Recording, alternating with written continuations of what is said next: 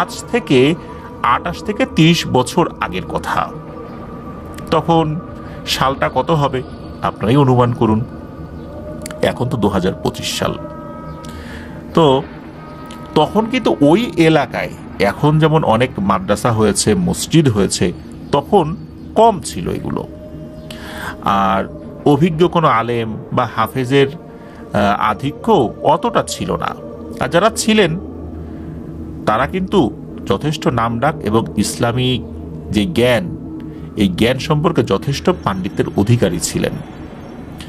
ইসলাম সম্পর্কে ছেলের অগাধ আকর্ষণ দেখে এই সিদ্দিক সাহেবের পিতা উনি সিদ্ধান্ত নেন ছেলেকে কোরআনের হাফেজ বানাবেন। স্থানীয় এক হুজুরের শরণাপন্ন হলে তিনি জানান যে তার এখন বয়স হয়ে গেছে, এখন আর সেই ধকলটা নিতে পারেন না। একটা স্টুডেন্টকে হাফেজ বানানোর পেছনে যে শ্রমটা দিতে হয়, যে সময়টা দিতে হয়, ওনার শরীর এই ধকলটা এখন আর নিতে পারবে না। তো উনি অন্য আর একটা জায়গার কথা জানান যে আপনি আরেকজন আলেমের সন্ধান দিচ্ছি, সেখানে যান। তো রাঙ্গুনিয়ার ঘাটচেক এলাকায় তৎকালীন সময়ে প্রসিদ্ধ একজন আলেম ছিলেন, তার কথা জানান। তো সিদ্দিক সাহেবের পিতা সরেজমিনে ওই স্থানে গিয়ে দেখলেন একটা মক্তব আর মাটির তৈরি একটা মসজিদ রয়েছে। মক্তবে পড়তে আসা ছাত্রদের থাকার কোনো ব্যবস্থা ছিল না, মানে ওই মক্তব তখনও আবাসিক হয়ে ওঠেনি। সিদ্দিক সাহেবের পিতা বেশ কিছুক্ষণ অপেক্ষা করে সেই আলেম সাহেবের দর্শন পেলেন। বেশ সাদা সিধে একজন মাঝ বয়সী ভদ্রলোক, তার চোখে মুখে এক অদ্ভুত নূরের ছটা যেন ঠিকরে বের হচ্ছে। হঠাৎ এমন কাউকে দেখে সালামের যেই প্রচলনটা রয়েছে, এই সালামটা দিতে উনি ভুলে যান। হুজুর কিন্তু সেটা ভুল করেননি। হুজুর উনি আগেই সালাম দেন। সালামের জবাবটা সিদ্দিক সাহেবের পিতা দেন। এরপর সেই হুজুরকে নিজের আসার কারণটা জানান। সেই আলেম সাহেব নিজের বক্তব্যের সীমাবদ্ধতার কথা কিন্তু সিদ্দিক সাহেবের পিতাকে জানান।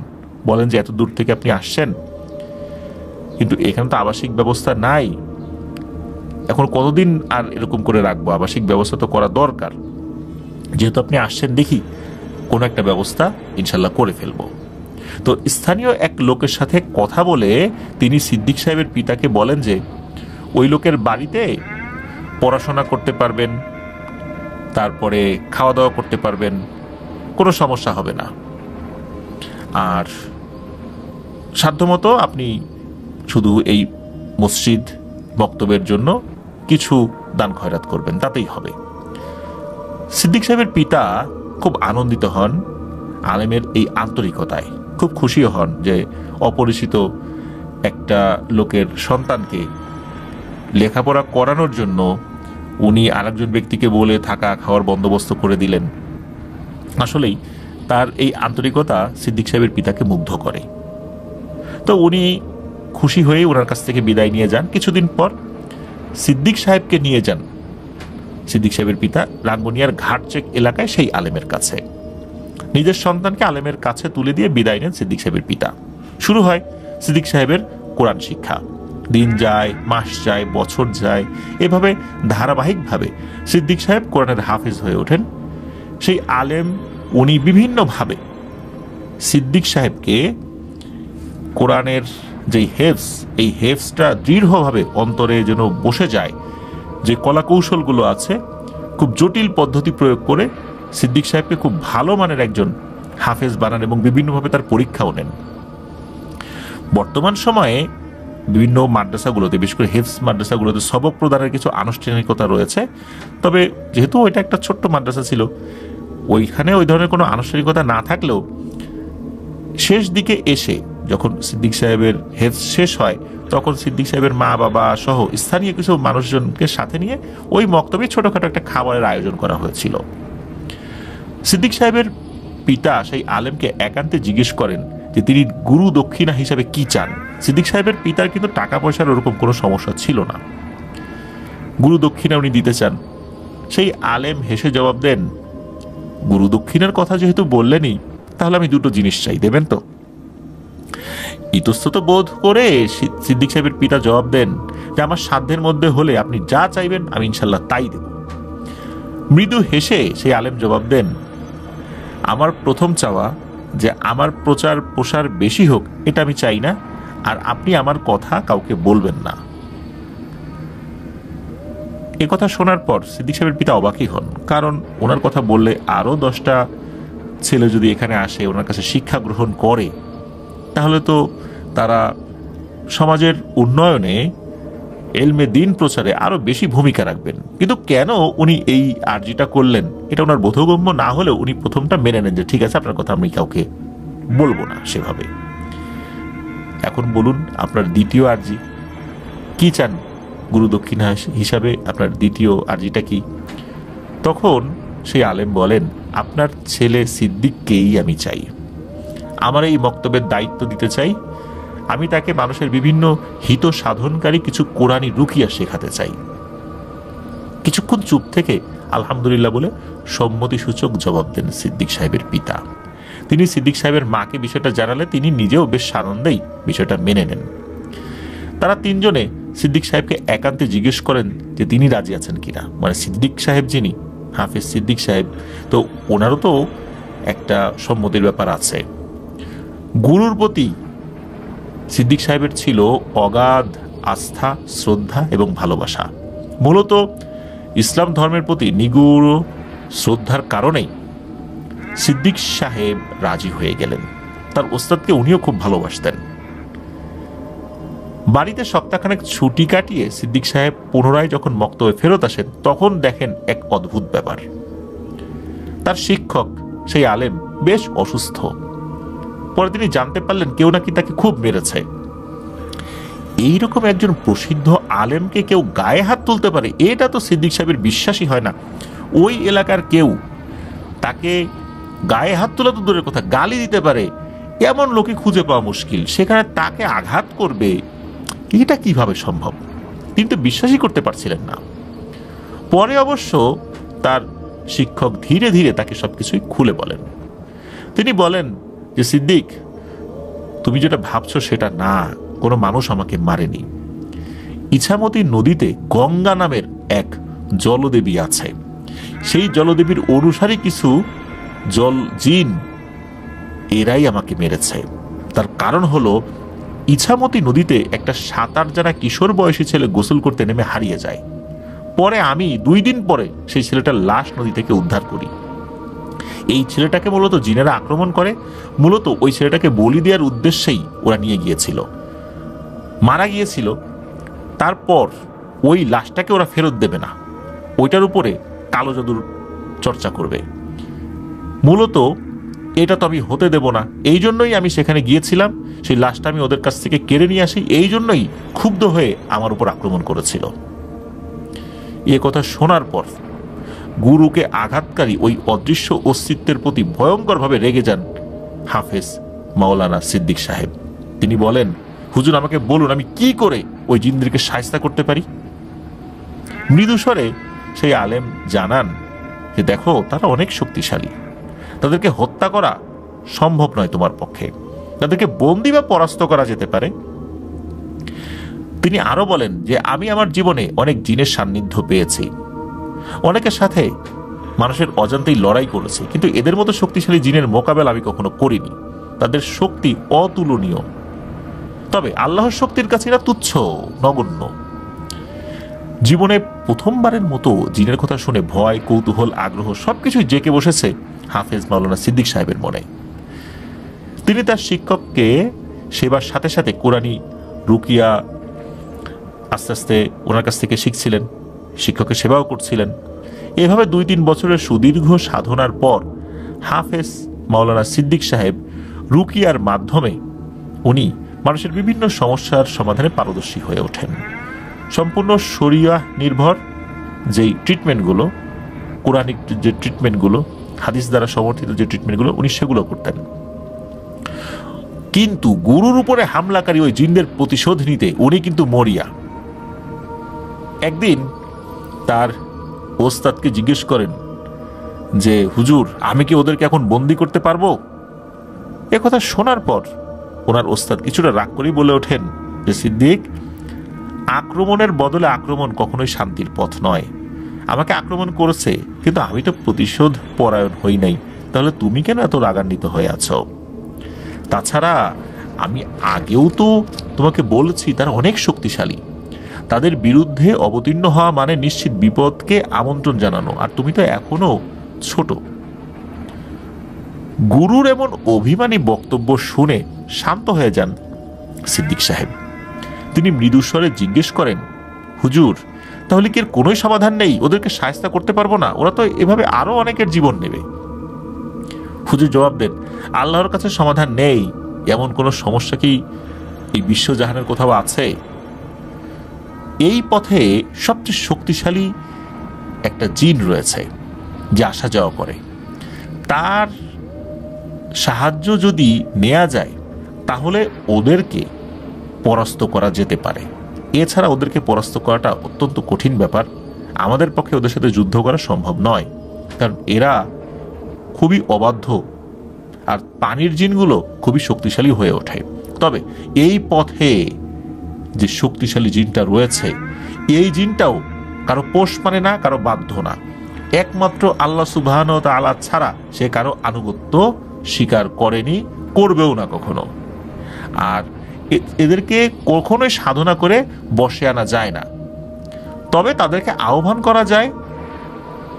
যদি এমন কোনো কাজ হয় যেই কাজে মানুষের কল্যাণ নিহিত আছে, তাহলেই শুধু তাকে দিয়ে ওই কাজটা করিয়ে নেওয়া যায়।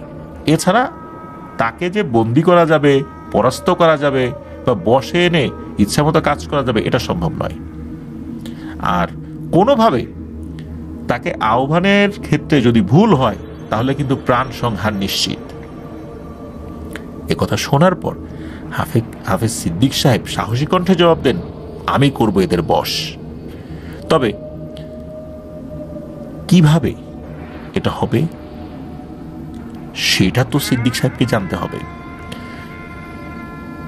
ছাত্রের মুখে এই ভয়ঙ্কর শক্তিশালী জিনকে বশ করার কথা শুনে ওস্তাদ তো রীতিমতো অবাক হয়ে যান। যে সাহস আজ অবধি তিনি নিজেই করেননি কখনো, অথচ তার এক ছাত্র যে সদ্য রুকিয়া শিখেছে, এক নবীন হাফেজ এই সাহস করেছে। একথা শোনার পর আলেম সাহেবের মনে বেশ খুশি অনুভূত হয়। তিনি চিন্তা করেন অন্তত তার একজন যোগ্য উত্তরসূরি তিনি পেয়েছেন। ছাত্রের এমন নেক উদ্দেশ্য সাহসে উদ্বুদ্ধ হয়ে আলেম সাহেব সিদ্ধান্ত নেন তিনি সবচেয়ে শক্তিশালী এই জিনকে আহ্বান করার কঠিন এবং বিপজ্জনক রুকিয়া তিনি শেখাবেন, যদিও বা তিনি তাকে কখনো আহ্বান করেননি। হুজুর তার ছাত্র এই হাফেজ সিদ্দিক সাহেবকে কিছু শর্ত জুড়ে দেন। সেটা হচ্ছে, কখনো কোনো অসৎ উদ্দেশ্যে কোনো রুকিয়া করা যাবে না। আর ওই জিনকে আহ্বান করার একটা শর্ত রয়েছে, সেটা হচ্ছে যে আল্লাহর উপর পূর্ণ আস্থা এবং ভরসা রেখে, ওই জিনের উপর ভরসা করা যাবে না, আল্লাহর উপর পূর্ণ আস্থা ও ভরসা রেখে শরীয়ত যতটুকু অনুমতি দেয় তার মধ্যে ওই জিনকে ডাকা যাবে। আর আরেকটা শর্ত হচ্ছে, কখনো নিজে থেকে কারো কাছে নিজের প্রশংসা বা প্রচার করা যাবে না। এই শর্তগুলো সিদ্দিক সাহেব মেনে নেন। এরপর সেই হুজুর বিভিন্ন সূরা, তারপরে আরো জটিল কিছু পদ্ধতি, সেগুলো আস্তে আস্তে ওনাকে শেখাতে থাকেন এবং কঠোরভাবে সাধনার পথে নামিয়ে দেন হাফেজ সিদ্দিক সাহেবকে। একদিন দুদিন করে টানা 21 দিন কঠিন সাধনা করে এরপর চূড়ান্তভাবে সেই শক্তিশালী জিনকে আহ্বান করবেন। তবে এখানে একটা মজার বিষয় রয়েছে, এই যে সাধনাটা, এটা শুরু করা হয়েছিল পবিত্র রমাদান মাসে এবং শবে কদরের রাত্রে, স্পেশালি রমজানের শেষ 10 দিনের কোনো এক বেজোড় রাত্রে। নির্দিষ্টভাবে তো শবে কদর কোন রাত বলা মুশকিল, তবে ওনারা শেষ 10 দিনের কোনো এক বেজোড় রাত্রে, যেই দিন 21 দিন পূর্ণ হবে, কারণ সাধনাটা রমজান মাসে শুরু করেছিলেন। রমজান মাসে শুরু করার পেছনে কারণ হিসাবে সেই ওস্তাদ জানিয়েছিলেন যে রমজানের শেষ 10 দিন, বিশেষ করে বেজোড় রাত্রে, যে কোনো রাত্রে তো শবে কদর হতে পারে, তখন যত শক্তিশালী জিনই হোক না কেন তারা অনেকটাই নিস্তেজ থাকে, শক্তি তাদের কম থাকে। ওই সময় তারা নিজেদের বাহাদুরি দেখাতে পারে না। বাহাদুরি থাকলেও, ভালো জিনদের যদি বাহাদুরি থাকে তখন তারা দেখায়ও না, দেখাতে পারেও না। আর খারাপ জিনদের সেই কালো জাদুগুলোও ওভাবে কাজ করে না। এই জন্যই মূলত ওই শক্তিশালী জিনকে আহ্বান করার একটা সুবর্ণ সুযোগ তারা বেছে নিয়েছিলেন। যথারীতি তাহাজ্জুদের নামাজ আদায় করে দুজনেই নির্দিষ্ট রুকিয়া শুরু করে দেন। অল্প সময় পরে দুজনেই অনুভব করেন ভয়ঙ্কর রকমের ভূমিকম্প শুরু হয়ে গেছে চতুর্দিকে। এমন ভূমিকম্প ইতোপূর্বে ওনারা কখনোই এ ধরনের ভূমিকম্প ফিল করেন নাই। এদিকে এই যে সিদ্দিক সাহেব, উনি তো ওনার গুরুর হাত শক্ত করে চেপে ধরে বসে আছেন, ভয় পাচ্ছেন উনি। তবে ওনার গুরু তাকে শান্ত হয়ে বসে থাকার জন্য ইশারা দেন। এরপরই হঠাৎ করে বাইরে থেকে অদৃশ্য কণ্ঠে সালাম শোনা যায়। হুজুর সালামের ফিরতি জবাব দেন। ওই অদৃশ্য সত্তাটি বলেন, হুজুর, আমাকে ডাকার দুঃসাহস করার কারণটা কি আমি জানতে পারি? ঠিকঠাক মতো জবাব দেবেন অনুরোধ করি। হুজুর খুব স্থির কণ্ঠে জবাব দেন যে আসলে আপনাকে ডাকার বিশেষ কোনো উদ্দেশ্য নেই। মূলত আমাদের আমল ঠিক আছে কিনা, আমরা ঠিক পদ্ধতিতে আপনাকে ডাকতে পেরেছে কিনা সেটা দেখার জন্যই আপনাকে ডাকা হয়েছে। এ কথা যখন ওনারা বলেন, পেছন থেকে মনে হলো গম্ভীর শব্দ। অনেক সময় আমরা বলি না হুম, মানে কোনো জিনিস শোনার পরে আমরা সম্মতি দিলাম বা চিন্তা করছি যে হুম, এরকম। তো এরকম একটা আওয়াজ আসে, মনে হচ্ছে যে উনি কিছু ভাবলেন বাইরে থেকে। এরপর আর কোনো আওয়াজ শোনা যায় না। মানে তাদের এই উত্তর শুনে উনি খুশিও হন নাই, বেজারও হন নাই। তবে এতটুকু বোঝা যায় যে ওই অদৃশ্য সত্তাটি চলে গিয়েছে এখান থেকে। বেশ কিছুক্ষণ চুপচাপ থাকার পর হুজুর বলেন যে সিদ্দিক, দেখেছো এই জিনিসটা আসলে কি ভয়ঙ্কর অনুভূতি হয়, নিশ্চয়ই বুঝতে পেরেছ। সিদ্দিক সাহেব দেখলেন আসলেই তাই। পরদিন সকালবেলা কথা প্রসঙ্গে অনেকের কাছ থেকে জানতে পারেন ওই সময় যখন তারা ভূকম্পন অনুভব করেছিলেন তখন কিন্তু কোনো ভূমিকম্প অন্যরা অনুভব করেন নাই। তখন আর হাফেজ সিদ্দিক সাহেবের বুঝতে বাকি রইল না ওই শক্তিশালী জিনটা কতটা ভয়ঙ্কর। তবে সে ভালো জিন।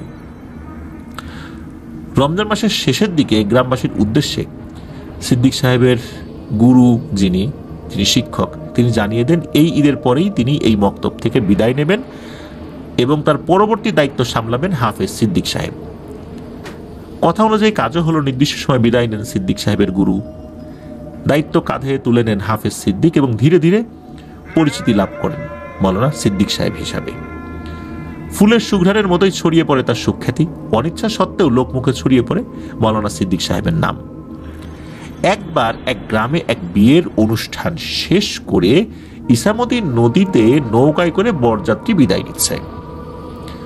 বরযাত্রী যতজন আসার কথা ছিল কোনো কারণে তার অর্ধেক মাত্র বরযাত্রী গিয়েছিল কনের বাড়িতে। তো যথেষ্ট খাবার বেঁচে যায়। আর এই খাবারগুলো কি করবেন, তখন কনেপক্ষ সিদ্ধান্ত নেয় যে কিছু খাবার হাঁড়িতে করে বরযাত্রীর সাথে দিয়ে দেওয়া হবে। হলো তাই মাছ, মুরগি, গরুর মাংস হাঁড়িতে করে পরন্ত বিকেলে নববধূ সহ নৌকা যোগে রওনা দেয় বরযাত্রী। ওই সময় আবার পাশ দিয়ে আর একটা ইঞ্জিন চালিত নৌকা যাচ্ছিল। নৌকাটা বেশ বড় ছিল। সাধারণত ইঞ্জিন চালিত নৌকা পাশ দিয়ে গেলে দেখা যায় যে একটা ঢেউয়ের সৃষ্টি হয়। তো ওখানেও হলো তাই। ওই নৌকাটাও ইঞ্জিন চালিত ছিল, যেই নৌকাটাতে বরযাত্রীরা যাচ্ছিলেন। তো পাশের ওই বড় নৌকার যে ঢেউ, এই ঢেউটা যখন এসে লেগেছে তখন নৌকাটা দুলতে থাকে। আর এটা স্বাভাবিক ব্যাপার, যেহেতু ওই নৌকাটায় লোকজন ছিল কম, এই জন্য দুলুনিটা একটু বেশি হয়। আর এই দুলুনির ফলে হয় কি, ওই যে গরুর মাংসের যেই হাঁড়িটা ছিল, এই হাঁড়ির ঢাকনাটা খুলে নৌকার উপর পড়ে যায়। নৌকার উপর মাংস যে পুরোপুরি পড়ে গেছে বিষয়টা এরকম না। একজন লোক আবার কি করেছে, ওই পড়ে যাওয়া গরুর মাংসটা হাত দিয়ে তুলে ওই ইছামতি নদীতে ফেলে দিয়েছে। এরপর আবার ওই নদীর পানিতে নিজের হাত ধুয়ে নিয়েছে। ব্যাস, এখান থেকেই বিশাল এক বিপত্তি শুরু হয়ে গেল। কিছুক্ষণ পরে নৌকার চালক খেয়াল করলেন যে তার নৌকাটি স্থির হয়ে দাঁড়িয়ে আছে একদম ইছামতি নদীর মাঝখানে। নিজের চোখের ভুল ভেবে চারদিকে তাকিয়ে দেখলেন যে সন্ধ্যা ঘনিয়ে আসার উপক্রম হয়েছে। তার নৌকাটা আগাচ্ছে না, নৌকাটা স্থির হয়ে দাঁড়িয়েই আছে। কয়েকজন বরযাত্রীকে তার এই বিষয়টি জানালেও তারাও একই বিষয় খেয়াল করেন, আসলেই তো নৌকাটা আগাচ্ছে না, নৌকার ইঞ্জিন কিন্তু তখনও চলছে। সবাই তো বেশ ঘাবড়ে গেলেন। নৌকার মাঝির যে সাগরেদ ছিল, এই কয়েকজন সাগরেদ ভালো করে চেক করে দেখলেন যে নৌকা কোথাও আটকে আছে কিনা, কিন্তু না, তো নৌকা তো কোথাও আটকে নাই। নৌকার নিচ দিয়ে তারা একটু বৈঠা বা বাঁশ এটা দেওয়ার চেষ্টা করলেন যে কোথাও আটকে আছে কিনা, কিন্তু এরকম কিছু দেখা যাচ্ছে না, বরং ওই বাঁশটা কিন্তু ডুবে যাচ্ছিল, মানে ওইটার মাটি টাচ করছে না। ততক্ষণ কিন্তু সন্ধ্যা ঘনিয়ে রাত নেমে এসেছে। নদীর পাড়ের দিকে কয়েকবার হাঁক ডাক দেন বরযাত্রীর কয়েকজন, কিন্তু গ্রাম্য পরিবেশের মানুষ ততক্ষণে হয়তোবা সন্ধ্যার পরপরে ঘুমানোর প্রস্তুতি নিচ্ছেন। কোনো উপায়ন্তর না দেখে মাঝির একজন সাগরেদ পানিতে নেমে নৌকার তলানিতে কিছু আটকে আছে কিনা সেটা দেখার জন্য ডুব দেন। ওই যে ডুব দিল, এরপর তার আর কোনো হদিসই নাই। অনেক ডাকাডাকির পরেও সে পানি থেকে আর উঠে আসে না। এবার সবাই রীতিমতো ভয় পেয়ে যান, কেউ আর সাহস করে পানিতে নামে না। অনেক চেষ্টা চিৎকার দিয়েও কোনো কাজ হচ্ছিল না। পুরোটা রাত ওই নৌকাটা পানির মধ্যে শুধু একটু ডানে বায়ে ঘোরে, কিন্তু সামনে পেছনে আর নড়ে না। এদিকে ওই সময় তো কারো কাছে মোবাইল ফোন ছিল না যে কাউকে ফোন করে ডেকে নিয়ে আসবে। শেষ রাতের দিকে ওই বরযাত্রীরা খেয়াল করলে নৌকাটা খুব ধীরে ধীরে আস্তে আস্তে পানিতে ডুবতে শুরু করেছে, কিন্তু নৌকার মধ্যে কিন্তু পানি উঠছে না। ততক্ষণে কিন্তু ভোর হয়ে গিয়েছে, তাও তো চিৎকার চেঁচামেচি করছে। তখন কিন্তু লোকজন নদীর তীরে জড়ো হতে থাকে। অনেকেই কি করেছে, তাদেরকে ডাকাত সদস্য ভেবে সাহায্য করার বদলে উল্টো আক্রমণ করার সিদ্ধান্ত নেন। এদিকে অল্প অল্প করে নৌকাটি তখনও ডুবে যাচ্ছিল। কয়েকটা নৌকা নিয়ে কয়েকজন গ্রামবাসী ওই নৌকার পাশে যেতে চাইলেও পারছিলেন না। মনে হচ্ছে ওই নৌকাগুলো আটকে যাচ্ছে অথবা ওই নৌকার মাথা ঘুরে যাচ্ছে। এরপরই মূলত সকলের কাছে এক রহস্যময় ভয়ের আবহ সৃষ্টি হয়। স্থানীয় ওঝা কবিরাজ নিয়ে আসা হয়। ওদিকে কিন্তু নৌকা আস্তে আস্তে ডুবছে, খুব যে দ্রুত ডুবছে বিষয়টা এরকম না, কিন্তু তারা এসেও বলেন যে এটা তাদের দ্বারা সম্ভব হবে না। আশেপাশে কিছু ওঝা কবিরাজ থাকে না, সবাই তখন বলে দ্রুত মৌলানা সিদ্দিক সাহেবকে খবর দাও। তখন তাকে খবর দেওয়া হলো। যখনই উনি শুনলেন ইসামতি নদীতে এই ঘটনা ঘটেছে, তখন এই মৌলানা সিদ্দিক সাহেবের মনে পড়লো, আরে এটা তো নিশ্চয়ই সেই জলদেবীর কাজ, যার নাম গঙ্গা। নিশ্চয়ই সে এই কাজ ঘটিয়েছে, আর এরাই তো আমার শিক্ষককে আঘাত করেছিল। এইবার এদেরকে একটা উচিত শিক্ষা দেব, এই আসছে সুযোগ। এবার ওদেরকে শিক্ষা না দিয়ে আমি যাব না, এসপার ওসপার করে ছাড়বো। উনি দ্রুত রওনা দেন সেই জায়গার উদ্দেশ্যে। উনি সেখানে পৌঁছে যান। উনি গিয়ে দেখেন যে ওই নৌকাটা খুব আস্তে আস্তে ডুবছে, মানে খুব স্লো, মানে খুবই স্লো, কিন্তু ডুবছিল। উনি তো খুব বেশি দূরে ছিলেন এখান থেকে, বিষয়টা এরকমও না, তাড়াতাড়ি পৌঁছে গিয়েছিলেন। উনি ওখানে যাওয়ার পর কিছু রুকিয়া করেন, দেখলেন যে কাজ হচ্ছে না। এক পর্যায়ে উনি কিছু জিনকে আহ্বান করেন, যেই জিনেরা তার উস্তাদের কাছে আসতেন, তাদেরকে আহ্বান করেন। তো তারাও এসে জানান যে মূলত এই যে গরুর মাংসগুলো ফেলা হয়েছে নদীতে, এই কারণে ওই যে জলদেবী গঙ্গা সে খুব ক্ষিপ্ত হয়েছে, এগুলো নাকি তার গায়ে পড়েছে, তার শরীর অপবিত্র হয়েছে। এই জন্যই মূলত এই নৌকাটা পানির নিচে নিয়ে যাবে এবং এদের সবাইকে মেরে ফেলবে, আর এর শক্তির কাছে আমরা অসহায়। মূলত উনি একটু আড়ালে গিয়েই মূলত জিনদেরকে আহ্বান করেছিলেন। এরপর এই বিষয়টা জানেন যে এই ব্যাপার, তখন উনি ভয়ঙ্কর একটা সিদ্ধান্ত নেন। সেই শক্তিশালী জিন, যেই জিনটাকে ওনারা একবার ডেকেছিলেন রমজান মাসে, তাকে আহ্বান করবেন। এরপর উনি চিন্তা করলেন যে যদি কোনো ভুল হয়ে যায়, কারণ আশেপাশে মানুষজন চিৎকার চেঁচামেচি করছিল, ভুল হওয়াটাই স্বাভাবিক, তাহলে কিন্তু মৃত্যু নিশ্চিত। এদেরকে বাঁচাতে গিয়ে ওনার মৃত্যু হতে পারে। তারপরেও এতগুলো মানুষকে বাঁচানোর জন্য উনি এই বিপজ্জনক সিদ্ধান্ত নিয়ে নেন। উনি কি করেন, ওই ডুবন্ত নৌকাকে বাঁচাতে সবাইকে অবাক করে দিয়ে ইছামতি নদীতে গলা পানি অবধি নেমে যান। এরপর একটা ডুব দেন। একটু পরে উনি ওঠার চেষ্টা করছিলেন, তাকে দেখে মনে হলো উনি পানির নিচ থেকে কোনো কিছু টেনে উপরে তোলার চেষ্টা করছিলেন। একটা সময় তিনি ক্লান্ত হয়ে আবার ডুবতে বসলেন, মনে হচ্ছে যে নিচ থেকে এবার ওনাকে কেউ টানছে। তখনই উনি মূলত আল্লাহর উপর ভরসা করে সেই শক্তিশালী জিনকে হাজির করার জন্য রুকিয়া শুরু করে দেন। অল্প সময়ের মধ্যেই কি হয়, হঠাৎ করে মনে হলো পানির উপরে ঝুপ করে কিছু একটা পড়লো, ঢেউ সৃষ্টি হলো। উপর থেকে অনেক সময় ছোট ঢিল পড়লে বা একটা ডাব পড়লে যেরকমটা হয় আর কি, যতটুকু শব্দ বা যতটুকু পানির আলোড়ন হয় ওইরকম মনে হইল, কিন্তু কি যে পড়লো বোঝা গেল না। মনে হলো উপর থেকে পড়ে ওই জিনিসটা পানির নিচে ঢুকে গেছে। ঢোকার সাথে সাথে মনে হলো পানির নিচে বিশাল আলোড়ন সৃষ্টি হলো। অল্প সময় এরকম হলো। এরপর ওই গলা অবধি পানিতে নেমে থাকা মৌলানা সিদ্দিক সাহেব হঠাৎ আপনা আপনি হাঁটু পানিতে উঠে আসলেন। একটা পর্যায়ে উনি সম্পূর্ণ দাঁড়িয়ে যান। উপস্থিত সবাই দেখতে থাকে তাকে। মৌলানা সিদ্দিক সাহেব পানির নিচ থেকে লম্বা এক গোছা চুল ধরে রেখেছেন এবং ওটাকে টেনে উপরে তোলার চেষ্টা করছেন।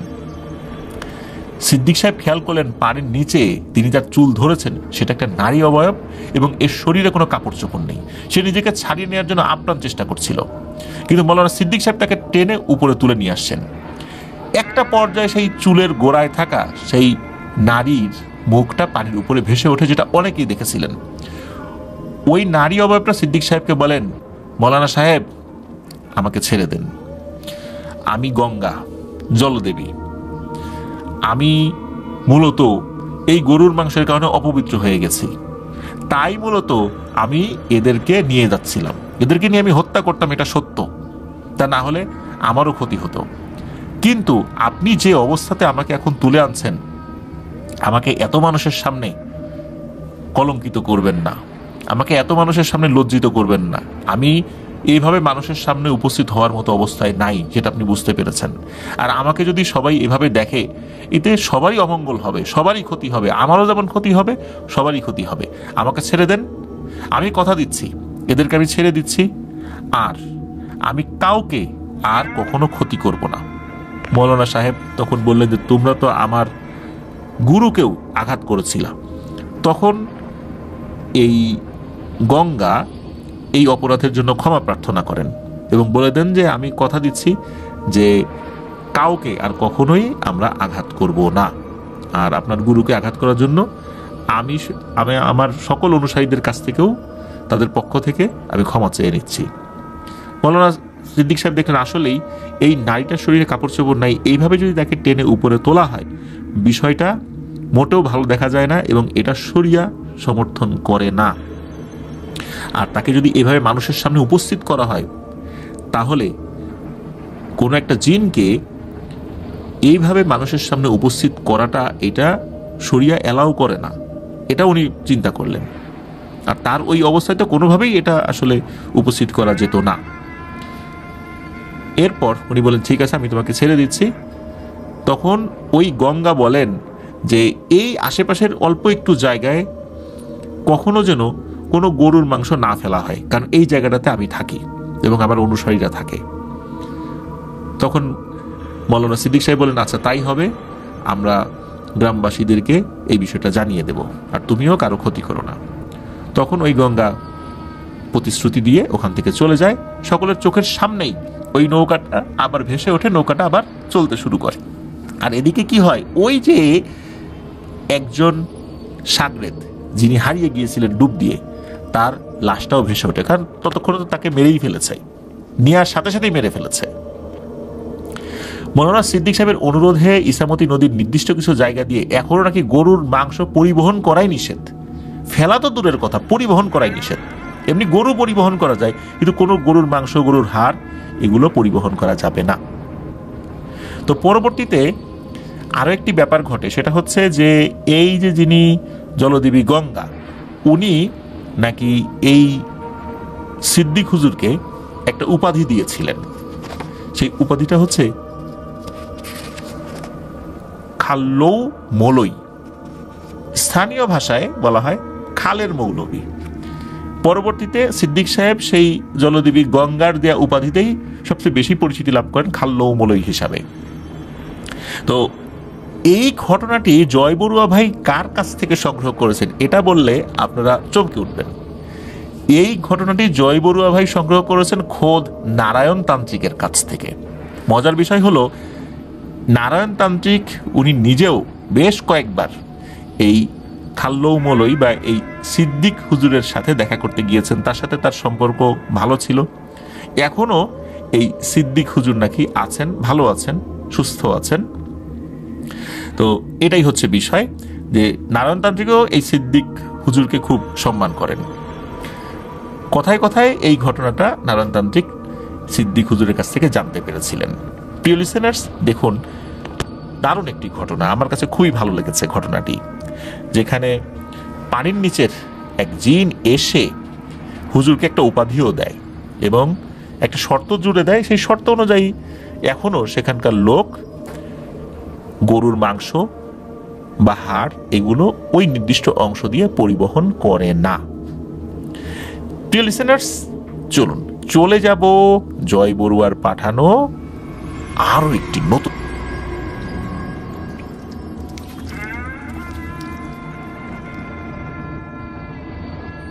আবারও স্বাগতম জানাচ্ছি প্রিয় লিসেনার্স আমাদের চাঁদ রাত স্পেশাল এপিসোডের দ্বিতীয় ঘটনায়। এখন যেই ঘটনাটি আপনাদের সাথে শেয়ার করবে, এই ঘটনাটি জয় বড়ুয়া ভাই সংগ্রহ করেছেন, যার কাছ থেকে, তার নাম শফিকুল ইসলাম বাবুল। এই বাবুল ভাইয়ের একটা প্রেস রয়েছে। জয় বড়ুয়া ভাই যেই বেসরকারি হসপিটালে চাকরি করেন, সেই হসপিটালের যত প্রেসের কাজ, এই কাজগুলো এই বাবুল ভাইয়ের প্রেস থেকেই ওনারা করিয়ে থাকেন। তো বাবুল ভাইয়ের কাছ থেকে মূলত ঘটনাটি উনি সংগ্রহ করেছেন। ঘটনাটির সময়কাল জানা যায় 1980 থেকে 85 সালের মধ্যবর্তী কোনো একটা সময়। ঘটনাটি ঘটেছিল চট্টগ্রাম জেলার সাতকানিয়া উপজেলার কালিয়া ইয়স ইউনিয়নে। তো যার সাথে ঘটে তার নামটা জানা যায় না, তবে তার ছেলের নাম হচ্ছে হাসু। সবাই তাকে হাসুর বাপ বলতেন আর কি। তো হাসুর বাপ, ওনার কর্মচারী এবং হাসুর বাবার পরিবার, এরাই এই ঘটনার সাথে সংশ্লিষ্ট ব্যক্তিবর্গ। তো হাসুর বাপ তখনকার সময়ে একজন বেশ নামি দামি কৃষক ছিলেন। নামি দামি কৃষক বলতে ওনার নাম ডাক ছিল বেশ ভালোই আর কি। তো নিজের জমির সাথে সাথে তিনি অন্যের জমিও বর্গা নিয়ে চাষাবাদ করতেন। ধান রোপণ করা আর ধান কাটার সময় তিনি বাড়িতে দিনমজুর খাটাতেন। 5-6 জনের দিনমজুর সবসময় তার বাড়িতে থাকতই। একবার এক চাষের মৌসুমে বিকাল নাগাদ এই হাসুর বাবার দুজন কর্মচারী স্থানীয় একটা বড় পুকুর থেকে পানি সেচ দিয়ে জমিতে দিচ্ছিলেন। দুদিকে রশি বাঁধা, যে সাবাল বলে স্থানীয় ভাষায়, সেগুলো দিয়ে জমিতে ওনারা পানি দিচ্ছিলেন। তো সেটার রশি বেশ কয়েকবার ছিঁড়ে যাওয়ায় পানি তুলতে তুলতে বেশ দেরি হয়ে যায়, সন্ধ্যা ঘনিয়ে আসে। এদিকে তাদের অনেকক্ষণ দেরি হওয়ার কারণে হাসুর বাবা তাদেরকে দেখতে যান যে কি অবস্থায় আছেন তারা। তিনি গিয়ে দেখতে পান দুজনে তখনও পানি সেচ দিয়েই চলেছে। তিনি কাছে গিয়ে দেখতে পান দুজনে এক নাগাড়ে পানি তুলছে তো তুলছেই, অথচ এদিকে পানি জমির আইল ভেঙে পুনরায় গড়িয়ে ওই পুকুরে আবার নেমে যাচ্ছে। কিন্তু তবুও তাদের সেদিকে কোনো ভ্রুক্ষেপই নেই। এক নাগাড়ে কথাবার্তা ছাড়া পানি সেচ দিয়েই চলেছে। হাসুর বাবা তাদের এরকম কর্মকাণ্ড দেখে ধমক দিয়ে বললেন, এই বোকারা, কি করছিস তোরা? এগুলা পানি যে নেমে যাচ্ছে দেখছিস না? তাছাড়া এতক্ষণ যে সন্ধ্যা হয়ে গেছে, কি কাজ করছিস? চল চল, বাড়িতে চল।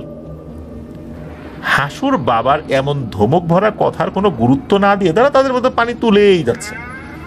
হাসুর বাবা মনে করলেন পানির শব্দে হয়তো তার কথা তারা শুনতে পায়নি। তিনি আরো কাছে গিয়ে তাদেরকে ডাক দিলেও তারা নিশ্চুপ। এবার হাসুর বাবা রাগ করে গালি দিয়ে ওঠেন তাদেরকে, কিন্তু এবারও তারা চুপ করে পানি সেচ দিয়েই যাচ্ছে। একটা সময় তাদের এক নাগাড়ে পানি তোলার তোরেই একদিকের রশিটা আবার ছিঁড়ে যায়। সেই শাবালটা একজনের রশিতে আটকে আছে, অথচ দুজনেই পানি তোলার মতো করে রশি টেনেই যাচ্ছে। এমন পাগলাটে কাণ্ড দেখে হাসুর বাবা একজনকে গিয়ে পা দিয়ে ধাক্কা দিতেই সে জমির মধ্যে মুখ থুবড়ে পড়ে। জমিতে পড়ার সাথে সাথেই সে যেন জ্ঞান ফিরে পেয়ে উঠে দিক বিদিক না তাকিয়েই দেয় ভো দৌড়। ও মাগো, ও বাবা গো বলে দৌড়ে গ্রামের দিকে চলে যায়। তার পাগলামো দৌড় দেখে হাসুর বাবা কতক্ষণ চুপ থেকে আরেকজন কর্মচারীর দিকে তাকিয়ে দেখলেন সে আগের মতোই তার দিকে রশিটা পানি তোলার মতো করে টেনেই চলছে। অথচ রশি ছিঁড়ে গেছে, ওইটার দিকে আর পানি উঠছে না, কিন্তু তার হাতে থাকা রশি সে টেনে যাচ্ছে। হাসুর বাবা এবার তাকেও কড়া ভাষায় গালি দেন, কিন্তু কোথায় কি, সে তার মতো রশি টেনেই যাচ্ছে। এত কিছুর পরেও হাসুর বাপের মনে সন্দেহ হয়নি, কিন্তু এইবার কিছুটা সন্দেহ তার মনের মধ্যে দানা বাঁধতে শুরু করে। তিনি ওই কর্মচারীর কাছে গিয়ে দেখতে পান সে এক নাগারে তাকিয়ে আছে সামনের দিকে আর রশি টেনেই যাচ্ছে। হাসুর বাপ তাকে স্পর্শ করে ডাক দিতেই দাঁড়িয়ে থাকা লোকটা হুড়মুড় করে মুখ থুবড়ে পড়ে পুকুর আর জমির মাঝখানে থাকা পানির অংশটা থেকে। তো পানির অংশটাতে সে পড়ে যায়। পানিতে পড়ার সাথে সাথে সেও যথারীতি জ্ঞান ফিরে পেয়ে উঠে পাশের একটা গাছে গিয়ে ওঠার চেষ্টা করে, কিন্তু গাছটা বেশ বড় থাকায় সে জড়িয়ে ধরে উঠতে পারছিল না, অথচ চেষ্টা করেই যাচ্ছিল। সন্ধ্যার সময় এমন অদ্ভুত কাণ্ড দেখে হাসুর বাপ স্তব্ধ হয়ে যান। তিনি নিজেকে সামলে নিয়ে ওই কর্মচারীর কাছে গিয়ে ডাক দেন, কি হয়েছে রে তোর, বাড়ি যাবি না, এটা জিজ্ঞেস করেন। তা কর্মচারী নিজের মতো করে গাছে ওঠার চেষ্টা করেই যাচ্ছে। এদিকে সন্ধ্যার আধার আরো কালো রূপ ধারণ করায় হাসুর বাপ মনে একটা সন্দেহ আরো বেশি করে করতে থাকেন। উনি বাড়িতে গিয়ে আরো 2-3 জন কর্মচারী সহ ফিরে আসেন তাকে নিয়ে যেতে। এসে তারা দেখতে পায় ওই কর্মচারীটি ওখানে নেই। তারা এদিকে সেদিকে খুঁজে খেয়াল করে আর একটা মাঝারি সাইজের গাছের একদম মগ ডালে ঘাপটি মেরে বসে আছে সে। সবাই অবাক হয়ে যায়, যে কোনো সময় গাছের ওই ডালটা ভেঙে যেতে পারে, আর যথেষ্ট উঁচু থেকে পড়ে ওই লোকটা কিন্তু মারাত্মকভাবে আহত বা মারাও যেতে পারে। অনেক ডাকাডাকি করার পরও সে নিশ্চুপ। ইতোমধ্যেই গ্রামে বিষয়টা জানাজানি হলে লোক জমে যেতে থাকে। খবর রটে যায় হাসুর বাবার কামলাকে জিনে ধরেছে। 2 জন সাহসী মানুষ গাছে ওঠার চেষ্টা করে এবং অল্পতেই তারা খেয়াল করলেন, সবাইকে অবাক করে দিয়ে ওই কর্মচারীটি এক লাফে অন্য গাছে যাবার চেষ্টা করছিল, কিন্তু ধপাস করে মাটিতে পড়ে সে জ্ঞান হারায়। তাকে উদ্ধার করে দেখা গেল ঝোপঝাড়ের উপর আছড়ে পড়ায় কিছু কিছু জায়গায় ছিঁড়ে যাওয়া বাদে বিশেষ তেমন কোনো ক্ষতি হয়নি আল্লাহর রহমতে, কিন্তু তার জ্ঞান ফেরত আসছিল না। স্থানীয় এক হুজুর এসে ঝাড়ফুঁক করে যান এবং বলেন যে তাকে বিশ্রামে রেখে ধীরে ধীরে জ্ঞান ফেরানোর চেষ্টা করতে। এদিকে অপর কর্মচারীটি সেই ভেজা কাপড়ে কাদামাটি নিয়ে তখনও তাদের থাকার ঘরের এক কোণে বসে আছে, কারোর সাথেই কোনো কথা বলছিল না। সেই হুজুর তাকেও ঝাড়ফুঁক করেন। সারা রাত অনেক চেষ্টার পরেও সে কারোর সাথে কোনো কথা বলেনি। বাকি কর্মচারীগুলো অনেক চেষ্টায় তাকে ভেজা কাপড় খুলে শুকনো কাপড় পরিয়ে দেন। পরদিন একদম ভোর হতেই অজ্ঞান কর্মচারীর জ্ঞান ফেরত আসে এবং এতক্ষণ নিশ্চুপ থাকা কর্মচারীটিও হাউমাউ করে কাঁদতে শুরু করে। অন্য কর্মচারীরা হাসুর বাবাকে খবর দিলে তিনি এসে জিজ্ঞেস করেন কি হয়েছিল সেখানে।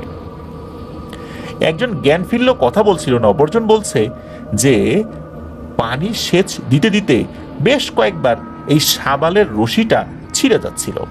তা আমরা 2 থেকে 3 বার সেটা ঠিকও করি, কিন্তু তখনও যথেষ্ট পানি তোলা হয়নি, আর এজন্য আমরা সিদ্ধান্ত নেই সন্ধ্যা হলেও কাজটা শেষ করেই যাব। সূর্য ডোবার পরে আমি হঠাৎ খেয়াল করি যে ওর পেছনে লম্বা চুলওয়ালা, ওর বলতে ওই যে আরেকজন কর্মচারী অজ্ঞান হয়েছিল তার কথা বলছে আর কি, যে ওর পেছনে লম্বা চুলওয়ালা ময়লা কাপড় পরা এক মহিলা দাঁড়িয়ে আছে। আলোর অভাবে আমি মনের ভুল ভেবে ভালো করে তাকাতেই দেখি না, আসলেই ওর পেছনে কেউ দাঁড়িয়ে আছে। এরপর দেখলাম ওই অবয়বটা সা করে ওর শরীরে ঢুকে গেছে। আমি চিৎকার দিতে যাব, দেখি আর কিছুই মনে নাই। পরে জমির পানিতে পড়ে আবার জ্ঞান আসে, আমি দৌড়ে চলে আসি, আর এই ভিটায় ঢুকতে দেখি আমার শরীর থেকে ওই রকমের একটা মেয়ের অবয়ব দৌড়ে আপনাদের রান্নাঘরের দিকে ঢুকে গেছে।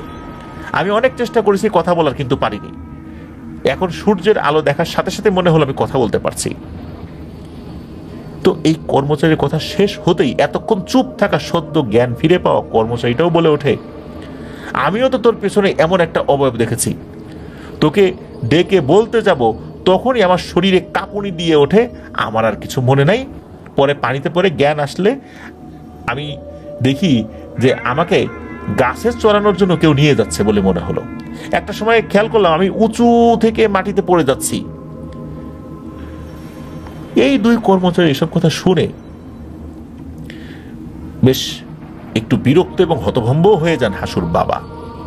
তিনি বলেন, এগুলো তোদের মনের ভুল, বাদ দে, এসব কিছু না, এখন কিছু খা, কিছু খাসনি রাতের বেলা? তো তারা বলেন, না, আমরা বাড়ি চলে যাব, আমরা এখানে থাকবো না। হাসুর বাবা বলেন, ঠিক আছে যাবি, সমস্যা নাই, সুস্থ তো হওয়া, খাওয়া দাওয়া কর। তাদেরকে খাবার দিয়ে হাসুর বাবা আর বাকি কর্মচারী যারা আছেন যে যার কাজে চলে যান। সন্ধ্যা ঘনিয়ে এলো।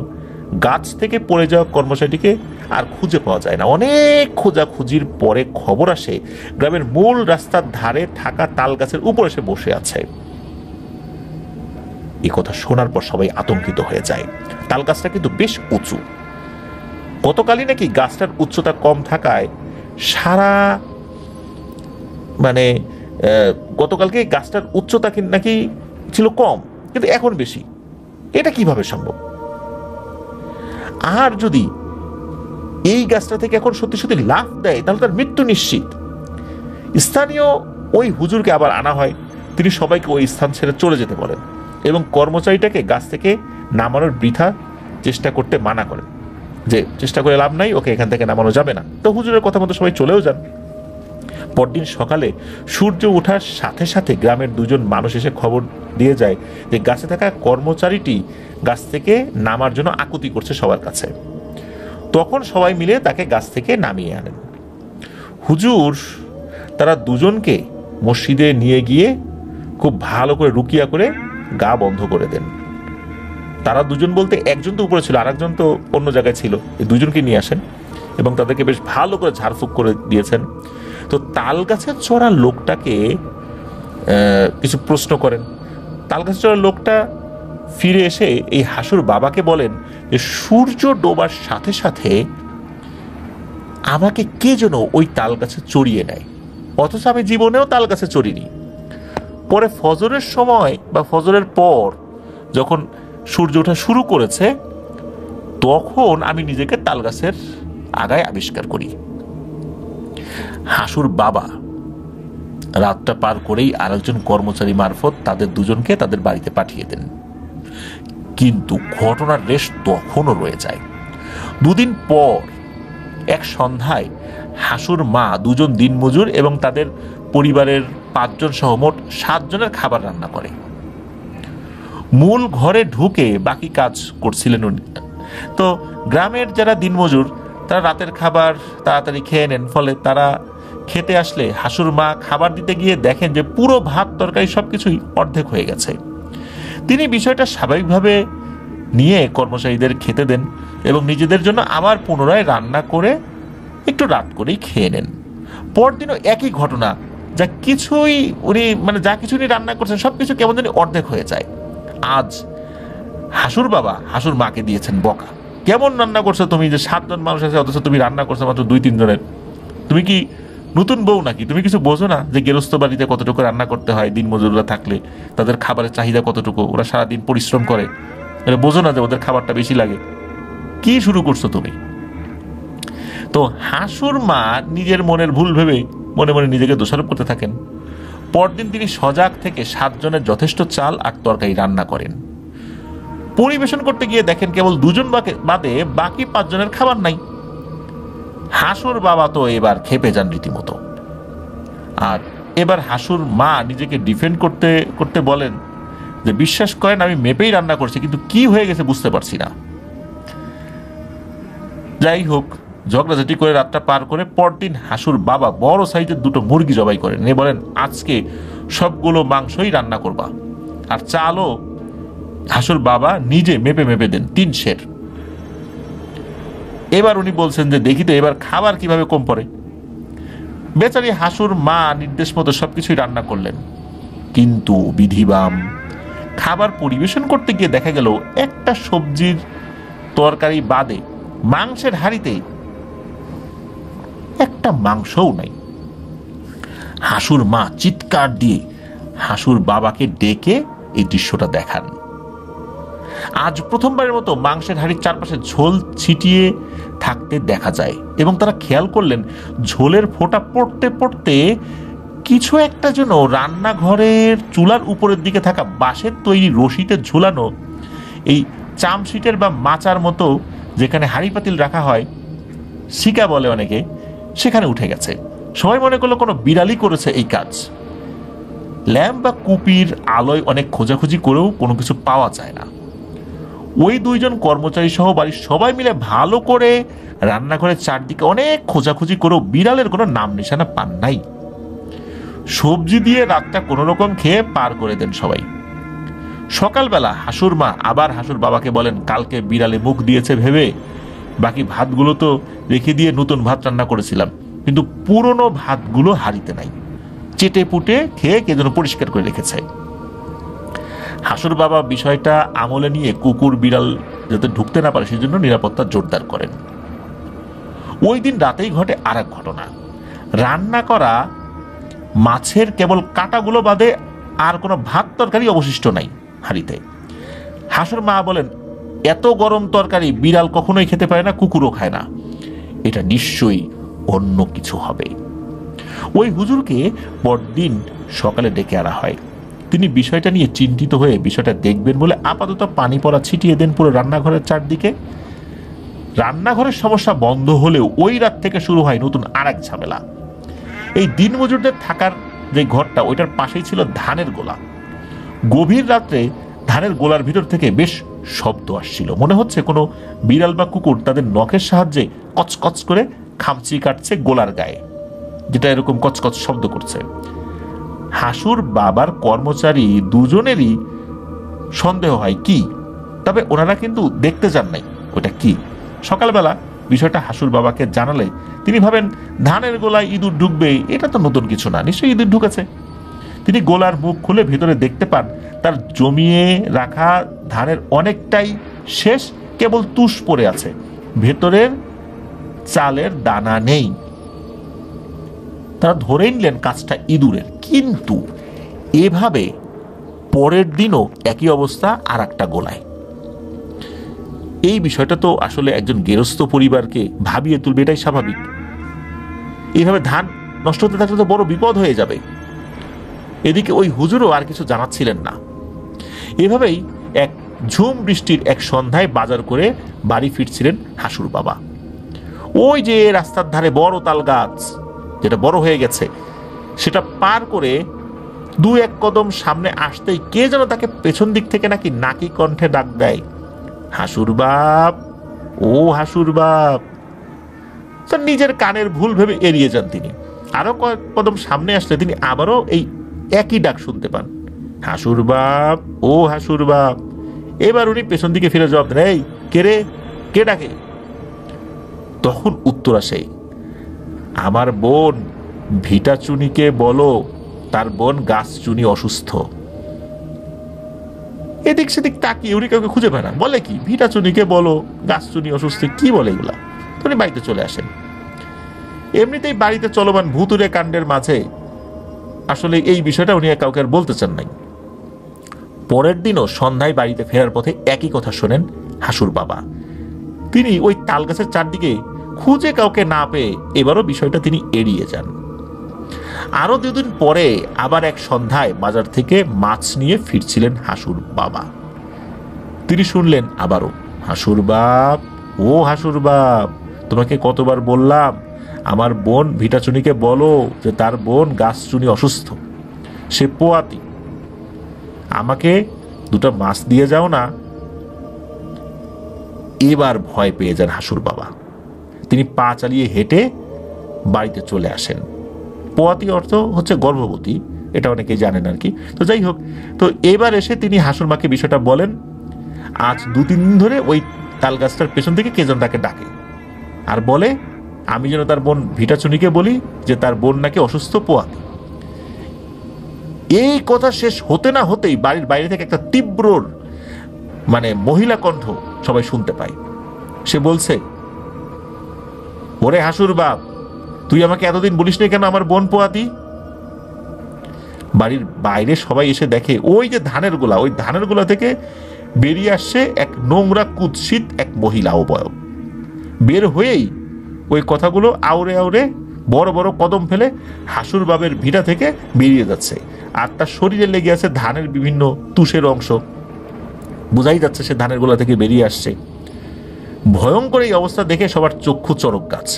দেরি না করে হুজুরকে ডেকে আনা হলে তিনি বলেন, আমিও গতকাল এমনিতেই তোমাদের বাড়িতে আসতাম, দুটো প্রেত ভর করেছিল ওই দুইজন কর্মচারীর মধ্যে।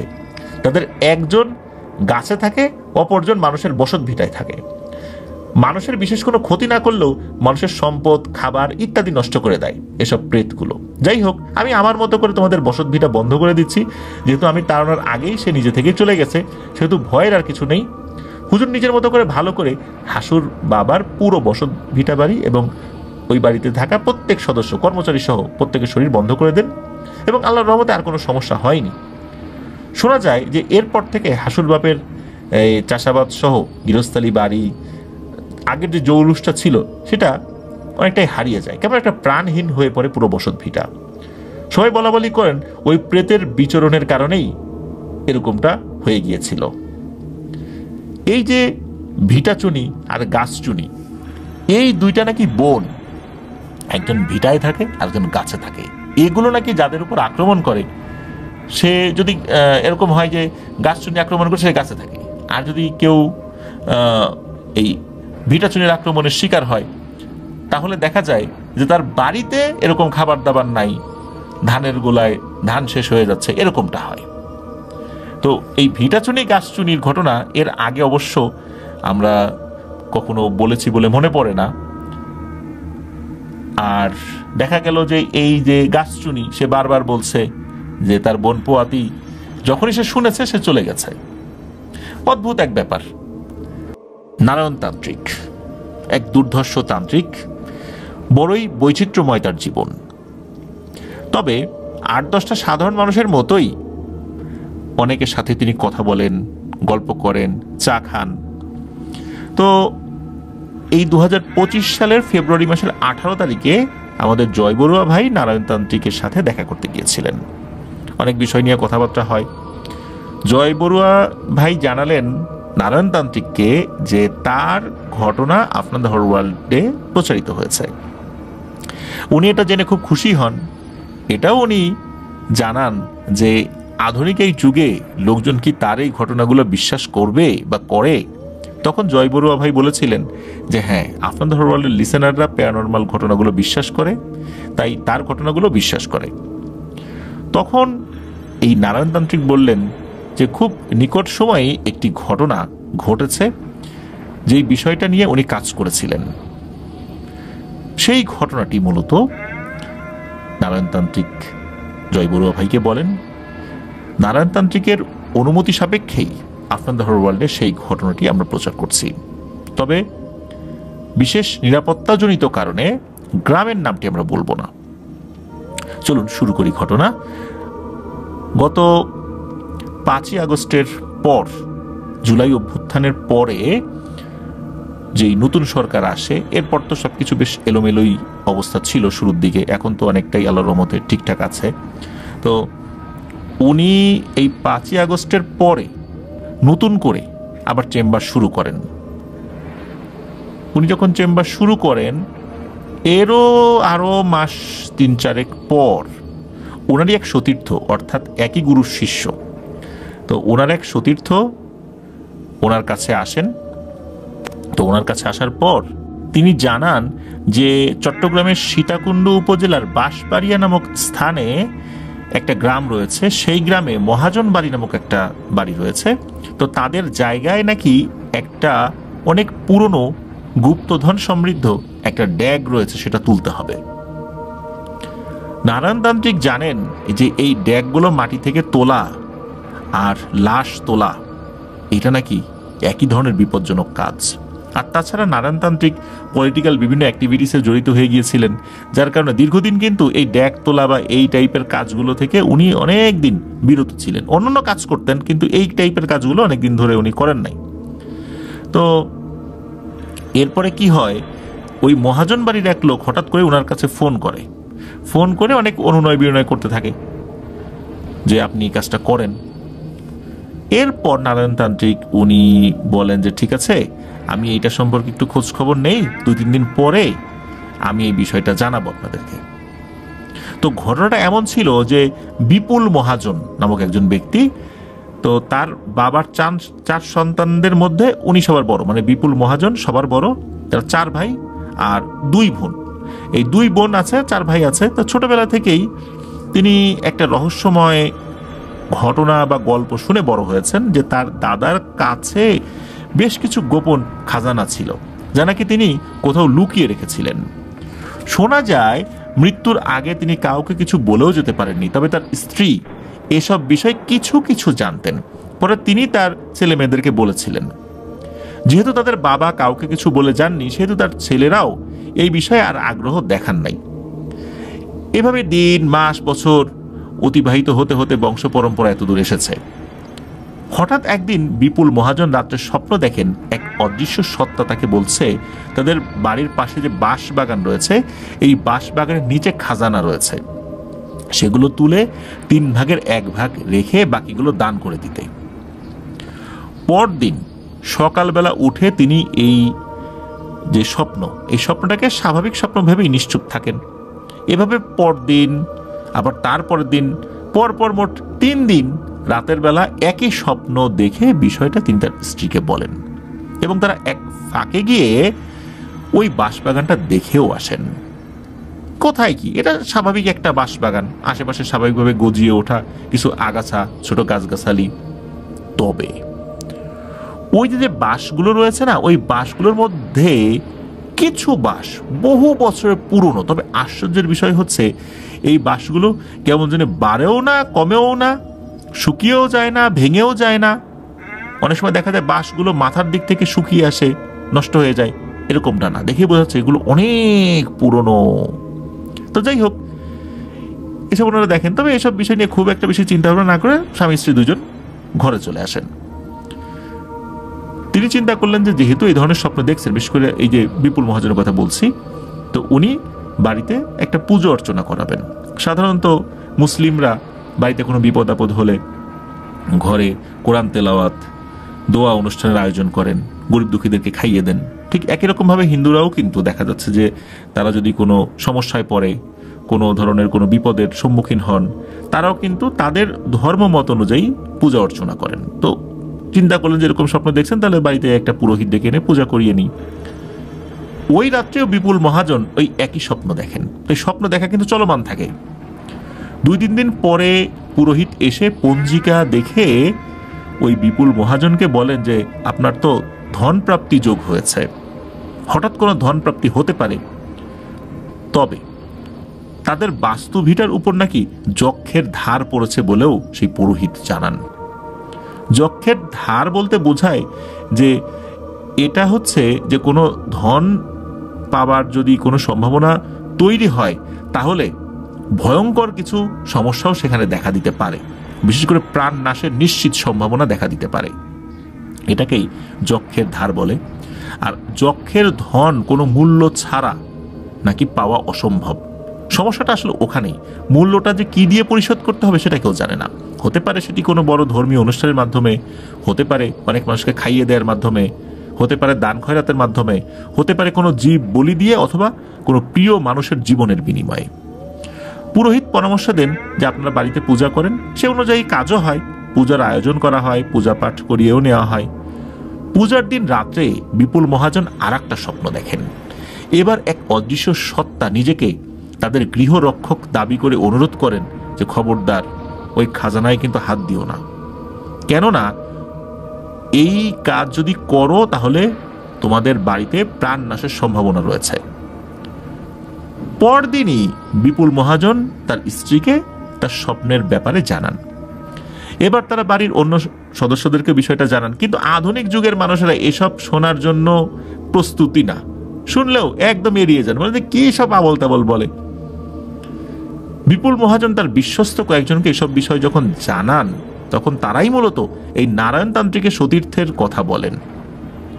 তবে সমস্যা দেখা দিল, এই সতীর্থ জীবনে কখনো এমন কাজ করেনি বলেই নারায়ণতান্ত্রিকের শরণাপন্ন হয়েছিলেন। আর নারায়ণতান্ত্রিকটা প্রথমের দিকে রাজি হচ্ছিলেন না, যার কারণে নারায়ণতান্ত্রিকের নাম্বারটাও বিপুল মহাজনকে দিয়েছিলেন। বিপুল মহাজন ফোন করে তাকে অনুনয় বিনয় করেছেন। নারায়ণতান্ত্রিক নিজেও বেশ ইতস্তত বোধ করছিলেন, কিন্তু একটা লোভ তার ভেতরে কাজ করছিল, যেটা উনি স্বীকার করেছেন। তো তিনি তখন ঘটনার বিস্তারিত শুনে এই বিপুল মহাজনের কাছে জানতে চান এখন কি তিনি এই খাজানাটা তুলতে চান, মানে তিনি আসলে কি চান? বিপুল মহাজন নারায়ণতান্ত্রিককে বলেন যে বংশ পরম্পরায় ওই খাজানার মূল ওয়ারিশ আমরাই, তাই এতদিন পরেও সেটা আমাদের কাছে আসতে চাইছে, সুতরাং আমরা সেটা তুলতে চাই। নারায়ণতান্ত্রিক বিপুল মহাজনকে এই খাজানা তোলা এবং তার পূর্ববর্তী এবং পরবর্তী সমস্যা এবং বিপদ সম্পর্কে অবহিত করেন। বিপুল মহাজনের বাড়ির অন্য সদস্যরা তো এসব বিষয়ে আমলেই নিচ্ছিলেন না, তারা যে যার মতো এড়িয়ে যাচ্ছিলেন ব্যাপারটা। তো বিপুল মহাজনের আগ্রহ দেখে নারায়ণতান্ত্রিক বিস্তারিত জানাবেন বলে চলে আসেন ওখান থেকে। এসে তিনি ও তার সতীর্থ বেশ দ্বিধায় পড়ে যান। একবিংশ শতাব্দীতে এসে এ ধরনের কথা কি কেউ বিশ্বাস করতে চাইবে? তাছাড়া দীর্ঘদিন ধরে এই ধরনের কাজ না করার কারণে নারায়ণতান্ত্রিক বিভিন্ন বিষয়ে অনেকটাই জৌলুস হারিয়েছেন। হঠাৎ তার মনে পড়ল তার গুরু, ওই যে নানিয়ারচর এলাকার সেই বৌদ্ধ গুরু টিএনটি ভান্তে, তার কথা, যে কথা সেই কাজ। তাকে তিনি সাথে সাথে ফোন দেন। সেই বৌদ্ধ ভিক্ষুককে কয়েকবার ফোন দেওয়ার চেষ্টা করেও তিনি আসলে ব্যর্থ হন, কারণ হচ্ছে তার মোবাইলটা বন্ধ পাওয়া যায়। দেরি না করে নারায়ণতান্ত্রিক বেরিয়ে পড়েন সেই গুরুর উদ্দেশ্যে। নারায়ণতান্ত্রিক যখন সেখানে অর্থাৎ নানিয়ারচর পৌঁছান, তখন বৌদ্ধ ভিক্ষু একটা ধর্মীয় অনুষ্ঠানে বেরিয়েছেন। নারায়ণতান্ত্রিক অপেক্ষা করছিলেন ওনার আসার। দুপুর নাগাদ বৌদ্ধ ভিক্ষু মন্দিরে ফেরত আসেন। এসে তিনি নারায়ণতান্ত্রিককে সরাসরি দেখে অবাক হয়ে কুশলাদি জিজ্ঞেস করার পরিবর্তে জিজ্ঞেস করেন, কি হে বাবু, আবার শুরু করছিস নাকি এসব? নারায়ণতান্ত্রিক হেসে পা ধরে সালাম করেন বৌদ্ধ ভিক্ষুককে। তো বৌদ্ধ ভিক্ষুকে উনি সালাম করার পর তারও কুশলাদি জিজ্ঞেস করেন এবং এই নারায়ণতান্ত্রিক বলেন যে গুরু, যে কাজটা করতে চাই এটা তো কোনো খারাপ কাজ না, গুপ্ত খাজনা তোলার কাজ। তখন এই টিএনটি ভান্তে এই বৌদ্ধ ভিক্ষু গুরু বলেন, এরে এসব কাজ আবার ভালো হয় নাকি রে? মনে রাখবি, মানুষের পিপাসা যতদিন আছে মানুষের দুঃখও ততদিন আছে। পিপাসা নাই তো দুঃখও নাই, বিষয়টা মৃত্যুর মতো। দুনিয়াবি এই দুঃখ তো থাকবেই, আর মানুষ যতদিন বেঁচে থাকবে তার পিপাসাও তো লাগবে, তার মতো দুঃখও আসবে। তো এরকম ভালো পরামর্শ দিলেও নারায়ণতান্ত্রিক আসলে এই বিষয়টা ওইভাবে আমলে না নিয়ে উল্টো নারায়ণতান্ত্রিক টিএনটি ভান থেকে সবিস্তরে ওই বিষয়টা নিয়ে খুলে বলেন। তার গুরু তাকে বিকেল নাগাদ বিদায় দেন এবং বলেন যে তিনি বিষয়টাকে জেনে তারপর জানাবেন যে আসলে এই কাজটা করা যাবে কি যাবে না। তবে নারায়ণতান্ত্রিককে তিনি সতর্ক করে দেন, নারায়ণ খবরদার, লোভ করো না কিন্তু। তো 2 দিন পর রাত 10টার দিকে টিএনটি ভান্তে নিজেই ফোন করেন নারায়ণতান্ত্রিককে। নারায়ণতান্ত্রিককে জানান যে প্রথমত এই জায়গায় কোনোই খাজানা নাই, যে বলেছে খাজানা আছে মূলত এটা ভয়ঙ্কর একটা প্রতারণা, এটা ওই বাড়ির লোকজন বুঝতে পারছে না। তবে ওখানে মাটির তৈরি কোনো জিনিস আছে, তবে ওইটার ভেতরে যে খাজানা নাই এটা নিশ্চিত। তবে ভয়ঙ্কর যে ব্যাপারটা হলো যে ওই ভিটে বাড়িতে বড় ধরনের কোনো সর্বনাশ হবে, এটার একটা ইঙ্গিত এই টিএনটি ভান্তে পেয়েছেন বলে নারায়ণতান্ত্রিককে জানান। ওই খাজানা থেকে কেউ কিছু পাবে না, মূলত ওখানে কিছু নাই, বরঞ্চ ওইটা থেকে নাকি কেউ একজন বের হতে চায়, কেউ একজন উদ্ধার হতে চায়। কিন্তু ওই যেই মাটির তৈরি জিনিস ওইটা খুব কঠোরভাবে পাহারা দেয়া হয়েছে বা পাহারায় রাখা হয়েছে, কিন্তু ওর ভিতরে কি জিনিস আছে এটা জানা যাচ্ছে না। বৌদ্ধ ভিক্ষু তিনি আবারও নারায়ণতান্ত্রিককে বলেন যে নারায়ণ, লোভ করিস না, কাজটা বাদ দে, বিষয়টা ভালো না। আর বলে দে ওই মহাজনকে তারা যেন বিষয়টা এড়িয়ে যায়, নাহলে কিন্তু তাদের জন্য বিপদ চলে আসবে।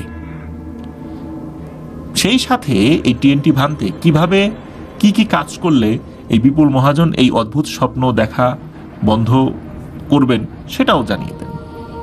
এদিকে গুরুর কাছ থেকে এই ধরনের কথা শুনে নিরাশ হয়ে নারায়ণতান্ত্রিক তার সতীর্থকে বিষয়টা জানাতে যান যে এটা করা সম্ভব না, এই ব্যাপার।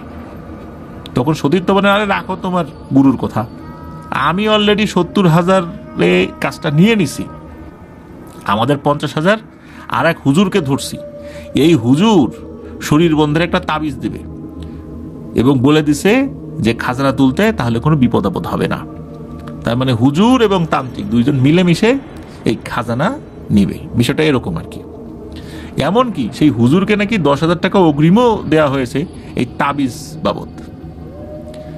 নারায়ণতান্ত্রিক তো আসলে রাজি হয় না, কিন্তু জোরাজুরি করে তার সতীর্থ, আবার টাকা পয়সার কথা চিন্তা করে রাজিও হয়ে যায় একটা পর্যায়ে। যথারীতি 3 দিন পরে এক সন্ধ্যায় তারা বিপুল মহাজনের বাড়িতে এসে উপস্থিত হন। মাঝরাতে কাজে যাবেন বলে তারা ঠিক করেন। রাতে কাজ করার কারণ ছিল দুটো, প্রথমত লোকচক্ষুর অন্তরালে থাকা, দ্বিতীয়ত রাক্ষস মুহূর্ত।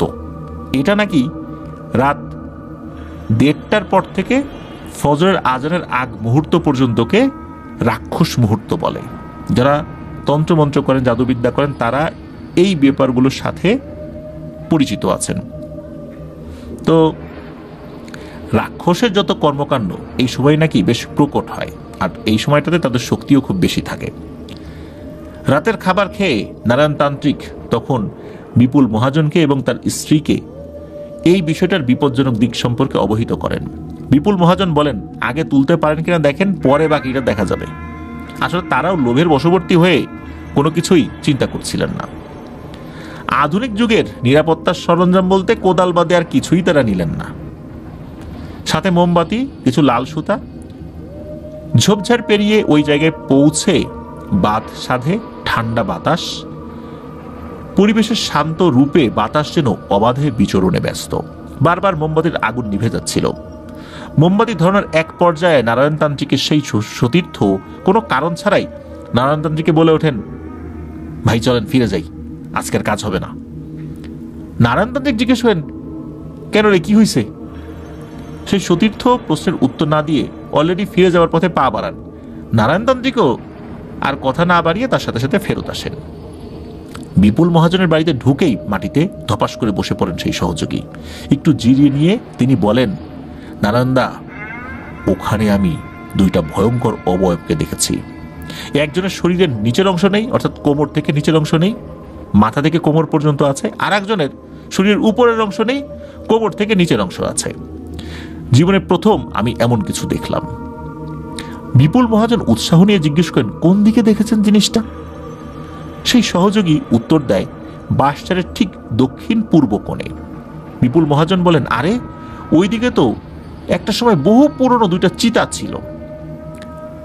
নারায়ণতান্ত্রিক কতক্ষণ চুপ থেকে বলেন, ভাই কাজটা তাহলে বাদ দিই। তার সহযোগী বলেন, না না দাদা, এত দূর এসে কাজটা বাদ দিই কি করে, কালকে আবার চেষ্টা করব। এভাবেই দ্বিধাদ্বন্দ্বে রাতটা পার করেন সবাই। সেই সহযোগী তার পরিচিত ওই হুজুরকে বিষয়টা জানালে হুজুর বলেন, তার দেয়া শরীর বন্ধের তাবিজটা পানিতে ভিজিয়ে সন্ধ্যায় সেই পানি ওই স্থানের চারদিকে ছিটিয়ে দিতে, এবং কথা অনুযায়ী কাজও হয়েছিল। ওই রাত্রেই আনুমানিক রাত 1:40 বা 1:45 অর্থাৎ 1:45টার দিকে আবার দুজনে সেই বাঁশঝাড়ে উপস্থিত হন এবং মাটি খুঁড়তে থাকেন। এরপর ফুসফুস ফুসফুস শব্দ ওনারা শুনতে পান। ফুসফুস শব্দে দুজনেই তাকিয়ে দেখেন যে 2টো সাপের জোড়া এগিয়ে আসছে তাদের দিকে। তারা বিভিন্ন শব্দ করে ওই সাপ দুটোকে ভয় দেখানোর চেষ্টা করেছিলেন, কিন্তু এই সাপ দুটো ছিল একে অপরের সাথে পেঁচানো, মানে পেঁচিয়ে আছে। এইভাবেই তারা এগিয়ে আসছে। সাপ দুটো ভয় পাবার পরিবর্তে ফুসফুস শব্দ আরো বাড়িয়ে দিয়ে এগিয়ে আসছে। তো উপায়ন্তর না দেখে দুজনে কিছুটা দূরে সরে যান। কি আশ্চর্য, সাপ দুটো ওই বাঁশের একটা নির্দিষ্ট জায়গায় এসে বেশ কিছুক্ষণ মোচড়ামুচড়ি করে এবং আপনা আপনি একে অপরের থেকে আস্তে আস্তে আলাদা হয়ে দুজন দুদিকে ছুটে চলে যায়। ঘটনাটা অদ্ভুত লাগে তাদের কাছে। সাপ দুটো চলে গেলে মোমবাতির আলোয় বেশ কিছু জায়গা খোঁড়াখুড়ি করেন তারা। 2.5 বিঘাত নিচের দিকে করে নাকি তারা খুঁড়ছিলেন। এটাই নাকি নিয়ম এই জিনিস খোঁড়ার। দূরের মসজিদ থেকে আজান শোনা গেলে তারা কাজ রেখে ফেরত আসেন। আর সারা রাত ঘুরে নাকি কিছু পাওয়া যাবে না, কেননা ফজর আজান দিয়ে দিয়েছে, রাক্ষস মুহূর্ত শেষ। বিপুল মহাজন সন্দেহ প্রকাশ করে বলেন, আপনার কাজটা না পারলে বাদ দেন, তো আমি অন্য ব্যবস্থা করব। এই কথাগুলো বেশ গায়ে মাখেন নারায়ণতান্ত্রিক নিজেও।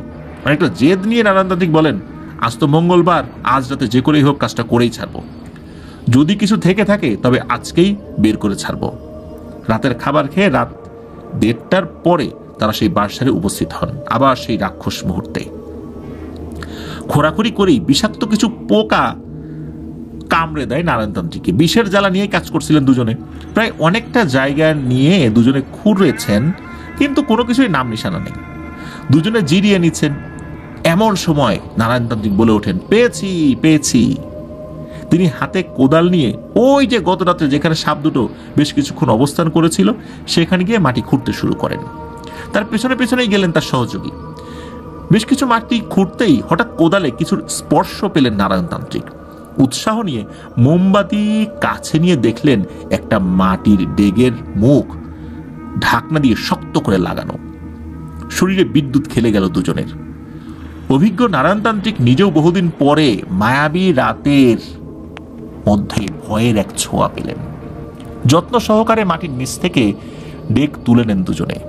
মোমবাতি কাছে নিয়ে ঢাকনা খোলা মাত্রই দুজনে দেখলেন বিশ্রী একটা গন্ধ নাকে লেগে মোমবাতির আলো হুহু করে বেড়ে আবার কমে গেছে। দুজনের কানেই ঝিঝি শব্দে ভরে গেছে, মনে হচ্ছে ভেতর থেকে কিছু একটা বের হয়ে এসেছে। কিন্তু কি বের হলো এটা বুঝতে পারেন নাই। মনে হলো একটা দমকা বাতাসের মতো হয়তো বা কিছু একটা বের হয়ে এসেছে। মোমবাতির আলোয় ওনারা দুজন ওই ড্যাগের ভিতরে দেখতে পেলেন কেবল ভাঁজ করা একটা রঙিন রেশমি কাপড়। না আছে কোনো টাকা, না আছে কোনো কড়ি, না আছে সোনার মুদ্রা, না আছে কোনো মূল্যবান কিছু। তাহারে সব কষ্ট বিফলে গেল। পুরনো সেই মাটির ডেগ নিয়ে তারা ফেরত আসেন বিপুল মহাজনের বাড়িতে। তাদের হাতে হাড়ি দেখে বিপুল মহাজন ও তার স্ত্রী তো বেশ খুশি হয়ে যান, কিন্তু বিস্তারিত জানতে পেরে ভেঙে পড়েন দুজনই। বেঁকে বসেন বিপুল মহাজন। তিনি অভিযোগ করতে থাকেন ওখানে নিশ্চয়ই কিছু ছিল যেগুলো নারায়ণতান্ত্রিক ও তার সহযোগী মেরে দিয়েছে বা সরিয়ে রেখেছে। তারা বিপুল মহাজনের এমন অভিযোগ শুনে বেশ অবাক হলেন। বিপুল মহাজনের কথা হলো যে তাদের সাথে কথা হয়েছে ডেক তোলার, কিন্তু ডেক তো খোলার কথা হয় নাই। কেন তারা বিপুল মহাজনের অনুপস্থিতিতে ডেকের মুখ খুলেছেন এই নিয়ে বাক বিতণ্ডায় লিপ্ত হন তারা। কিছুতেই নারায়ণতান্ত্রিক ও তার সহযোগী বিপুল মহাজনকে বোঝাতে পারছিলেন না যে ওই ডেগের মধ্যে কেবল ভাঁজ করা এই রঙিন রেশমি কাপড় বাদে আর কিছুই ছিল না। কিন্তু বিপুল মহাজন সেটা মানতে নারাজ। এভাবে মনোমালিন্য আর বাগবিতণ্ডায় রাতটা পার করে পরদিন সকালে নারায়ণতান্ত্রিক ও তার সহযোগী নিজেদের পাওনা টাকার কথা বলতেই বিপুল মহাজন দুজনকে মাত্র 5,000 টাকা দিয়ে বিদায় করে দেন। মনোকষ্ট নিয়ে তারা চলে আসেন। যেহেতু আধুনিক যুগে এইসব বিষয় নিয়ে কারো কাছে অভিযোগ করলে তারা যে ভণ্ড এটা সবাই বলতে থাকবে, এই জন্য তারা এই বিষয়টি নিয়ে আর কোনো বিবাদে জড়াতে চাইলেন না। কিন্তু ঘটনার প্রবাহ কিন্তু তখনও প্রবাহিত হতে থাকে। বিপুল মহাজনের বাড়িতে নেমে আসে সর্বনাশের কালো ছায়া।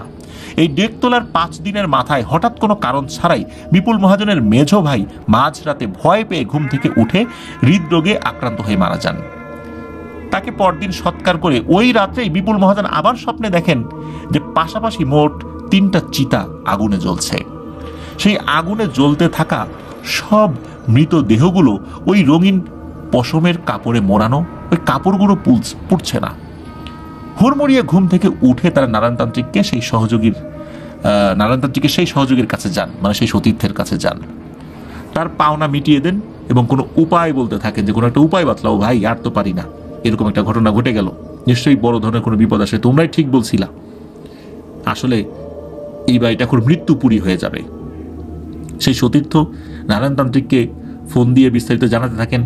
আশ্চর্যজনকভাবে ঠিক ওই সময় ওই যে টিএনটি ভাঙতে তার ফোন কল আসে, ওয়েটিং দেখাচ্ছে যে উনি ওই সময় কল করেছেন। নারায়ণতান্ত্রিক তার সতীর্থের কলটা কেটে দিয়ে দ্রুত তার গুরুর ফোন রিসিভ করতেই অপর কণ্ঠে এই টিএনটি ভাঙতে বেশ রাগান্বিত এবং তিরস্কারের সাথে বলতে থাকেন, হ্যাঁ নারায়ণ, মানা করছিলাম না? কেন এই কাজটা করতে গেলি? লোভ করতে মানা করছিলাম না?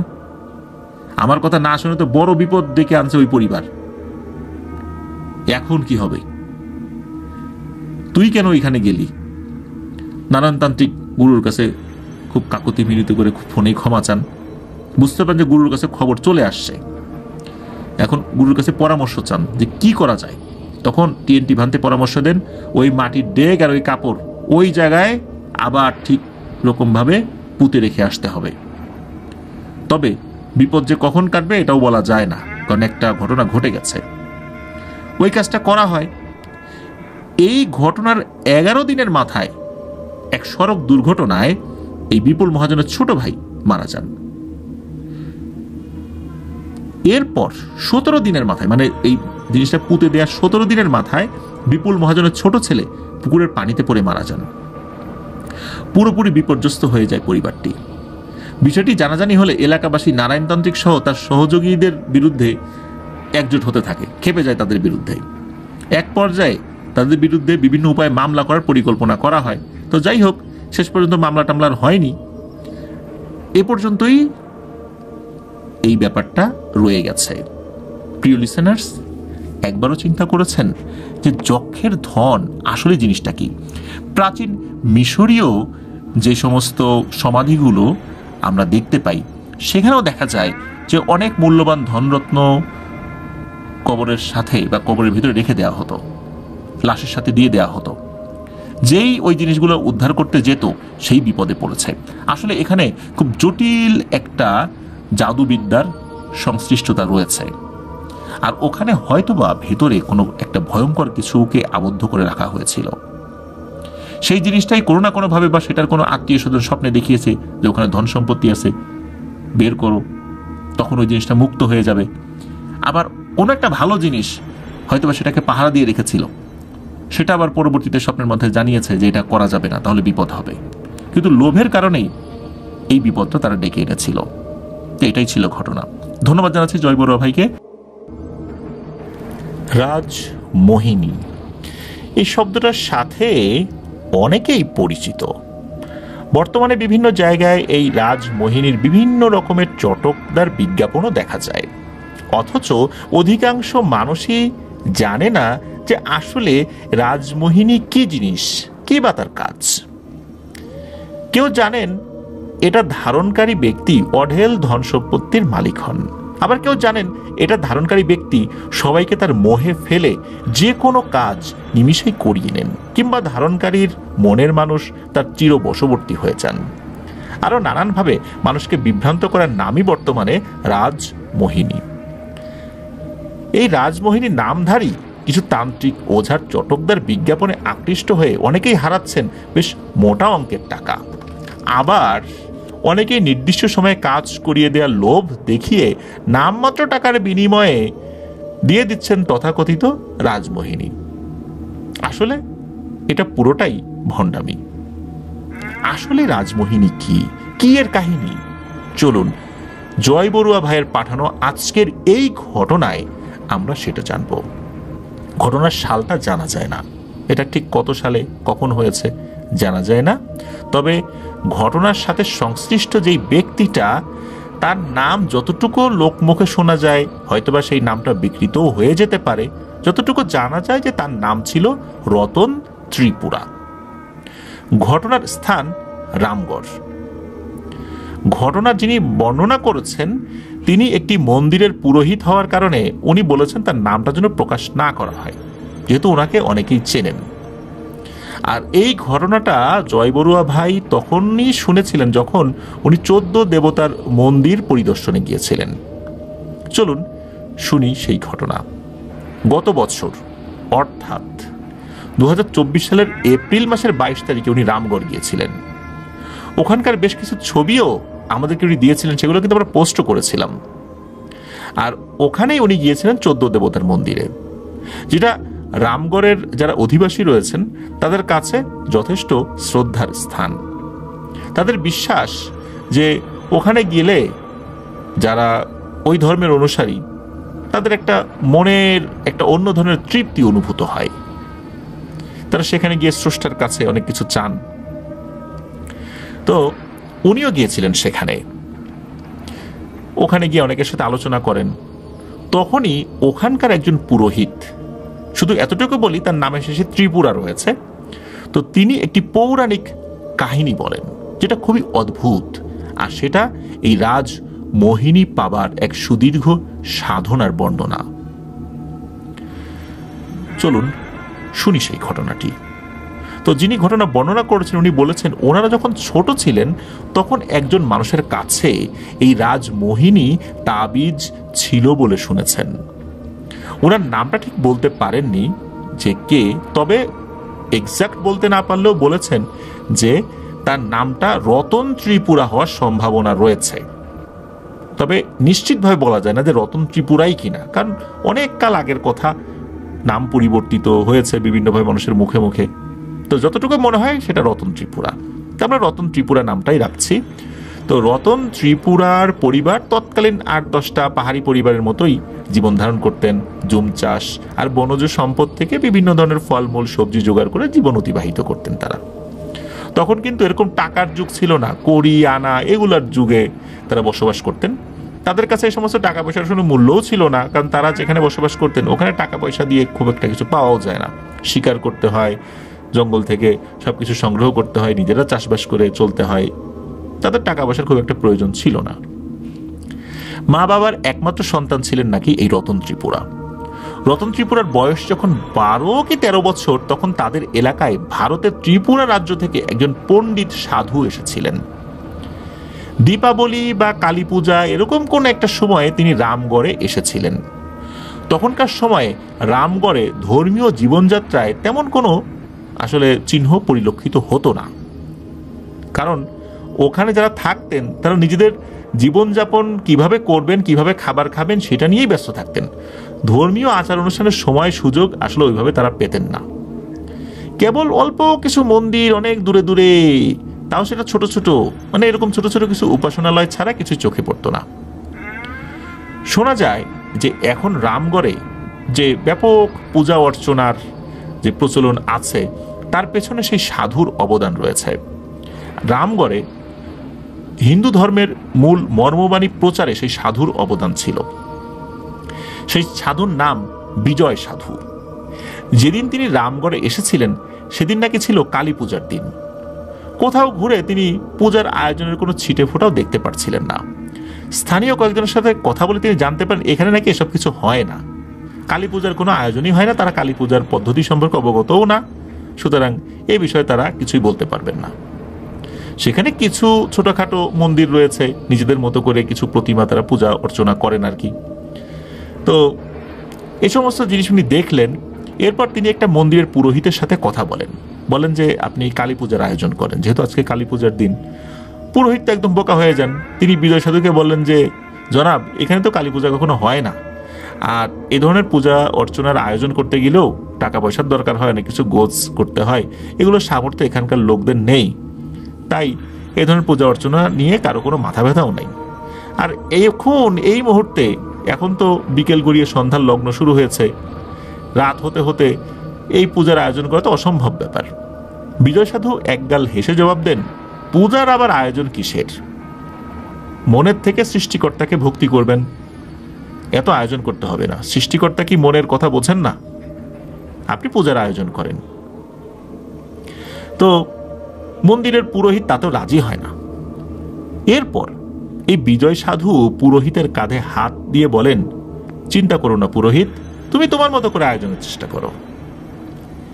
এতক্ষণ বিভিন্ন সমস্যার কথা বলে আপত্তি করতে থাকা পুরোহিত জাস্ট মন্ত্রমুগ্ধের মতো আর একটা কথাও না বলে আয়োজনে ব্যস্ত হয়ে গেল।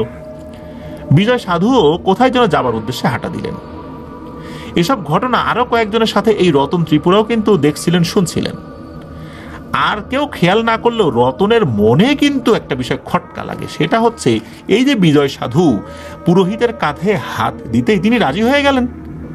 কেন হলো, কি কারণে হলো? উনি তো রাজি হচ্ছিলেন না।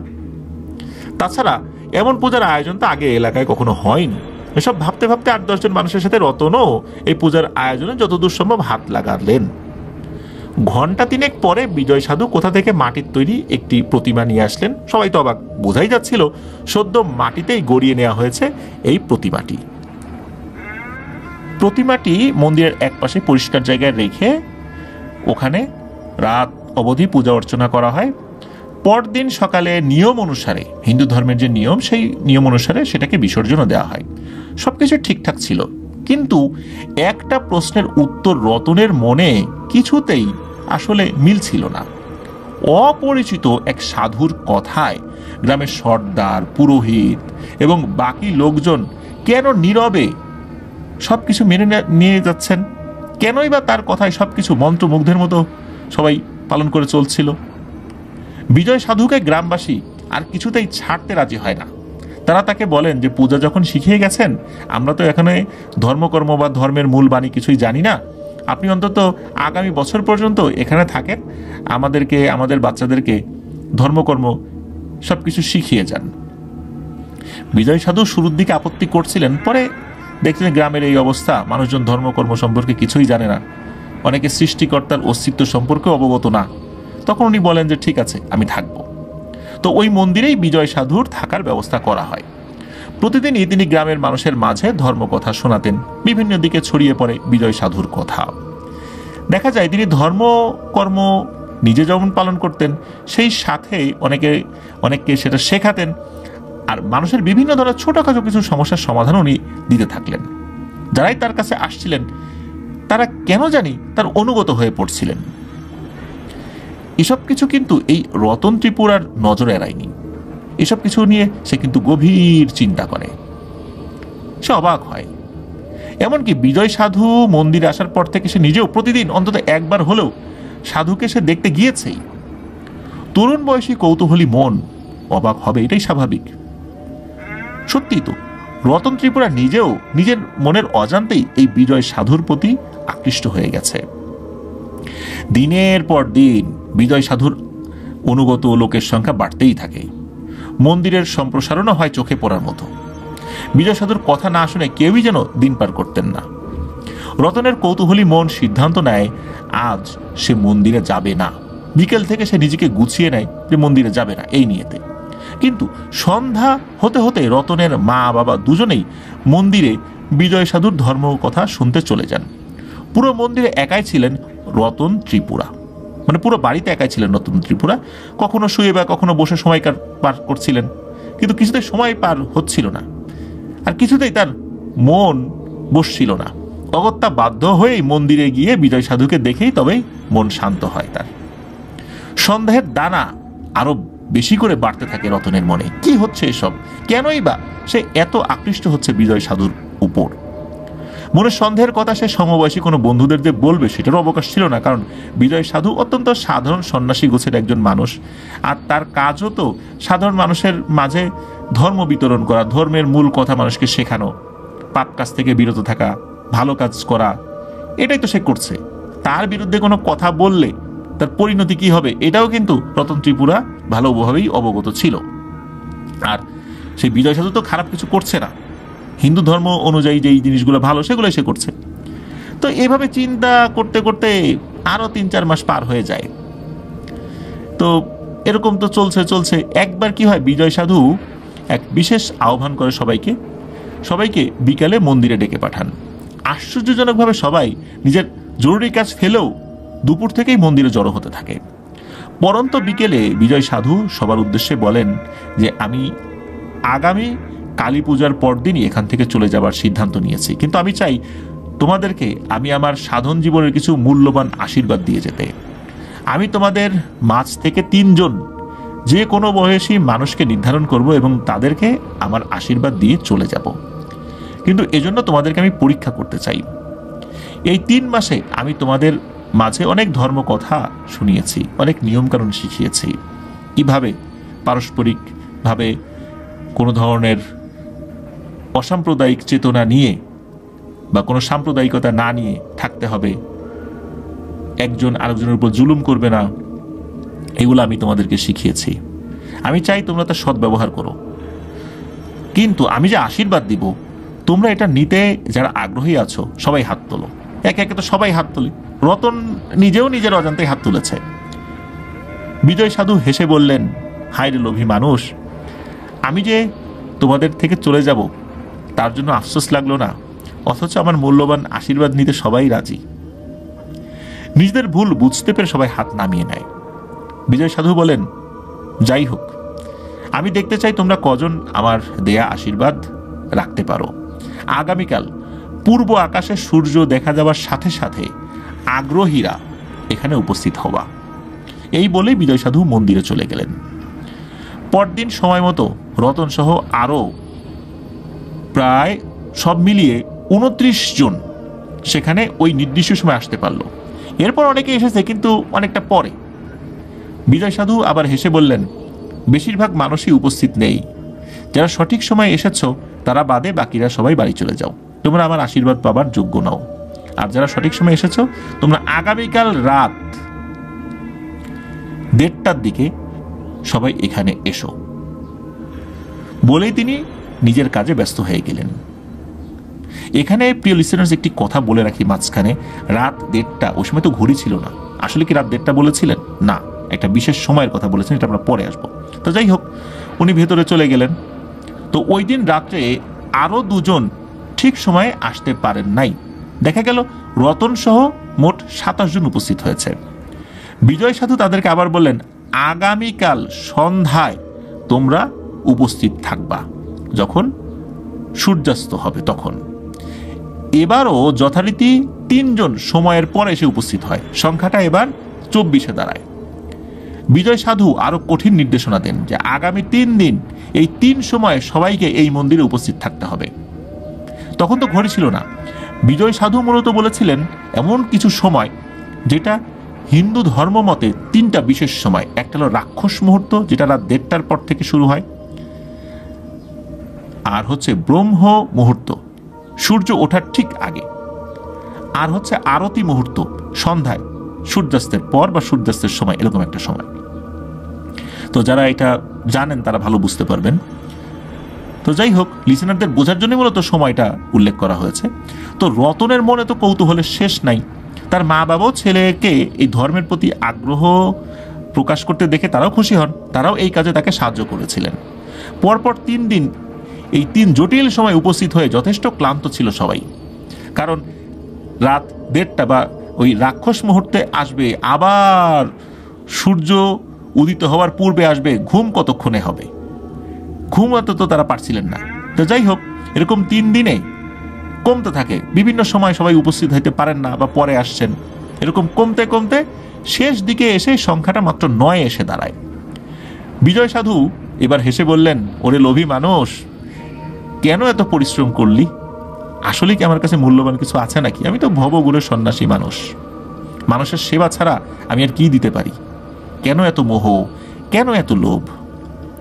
উপস্থিত 9 জন তো এই সমস্ত কথা শুনে বেশ অবাক হয়, বলে যে কিছুই দিতে পারবেন না, এতদিন আমাদেরকে কেন কষ্ট করাইলেন?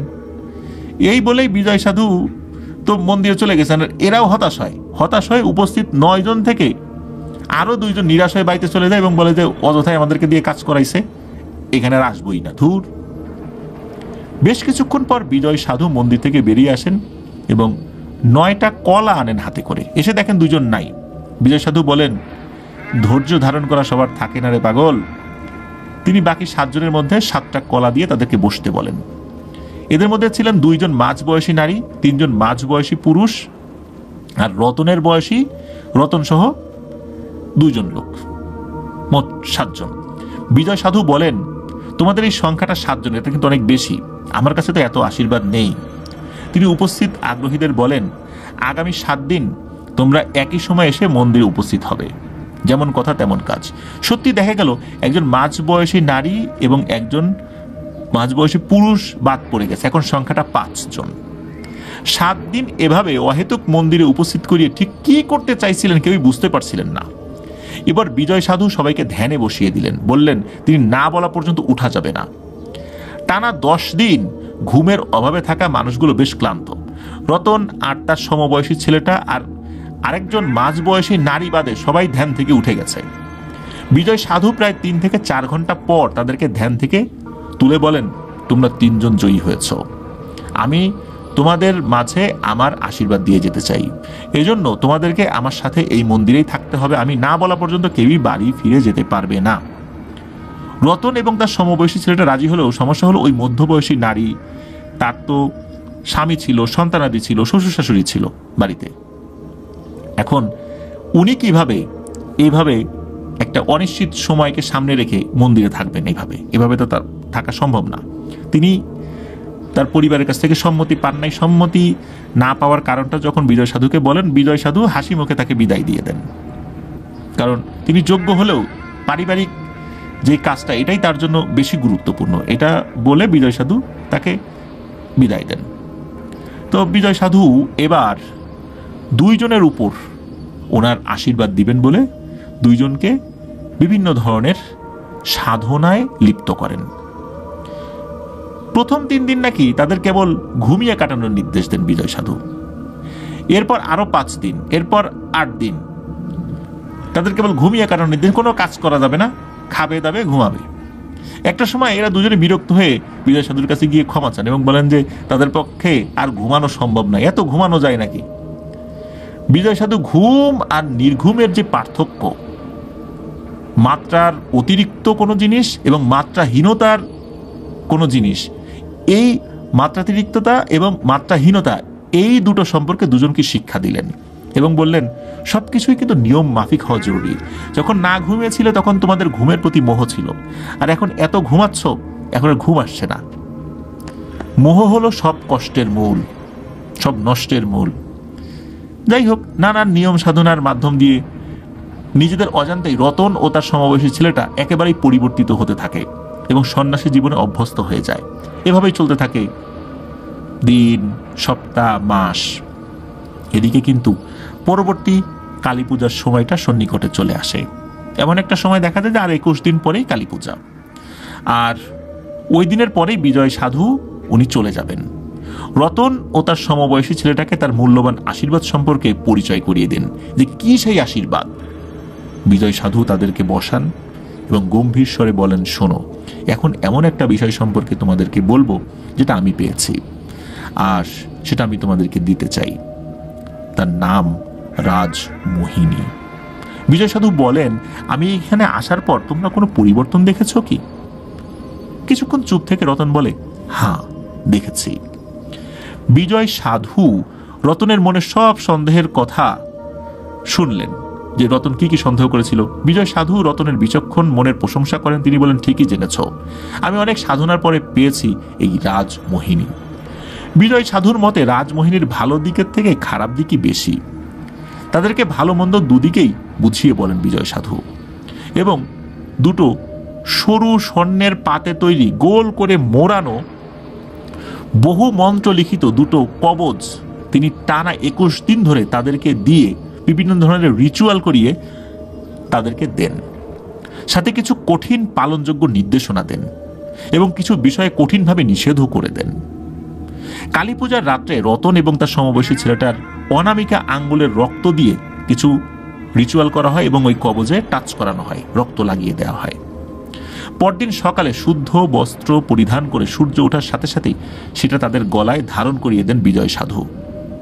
বিজয় সাধু বলেন, আজ তিনি ঋণ মুক্ত, আজ তিনি নিজেও রাজমোহিনী থেকে মুক্ত, আজ থেকে তিনি একদম সাধারণ একজন মানুষ। তিনি আর সাধক নন, সন্ন্যাসী নন। আজ থেকে তার কথায় আর কেউ প্রভাবিত হবে না। আজ থেকে তার আর কোনো ধরনের আধ্যাত্মিক ক্ষমতা নেই। তিনি এটা থেকে মুক্তি লাভ করেছেন, আর এটাই নিয়ম। যোগ্য কোনো ব্যক্তিকে এটা দিয়ে নির্ভর হতে হয়। এটাই রাজমোহিনীর নিয়ম। বিজয় সাধুর দেয়া রাজমোহিনীর উপকার কিছুটা এরকম, যে কোনো সৎ উদ্দেশ্য পূরণেই কেবল এই কবচ ব্যবহার করা যাবে। কবচ ধারণকারীর যে কোনো কথা সবাই মেনে নেবে বিনা কোনো শর্তে। কবচ ধারণকারী কখনো খাদ্য কষ্ট পাবে না। কবচ ধারণকারী যে কোনো জায়গায় মধ্যমণি হিসাবে সকলের কাছে পরিণত হবে। সর্বোপরি কবচ ধারণকারী কোনো কাজে বিফল হবে না। কঠোরভাবে কিছু নিষেধাজ্ঞাও আরোপ করেন বিজয় সাধু।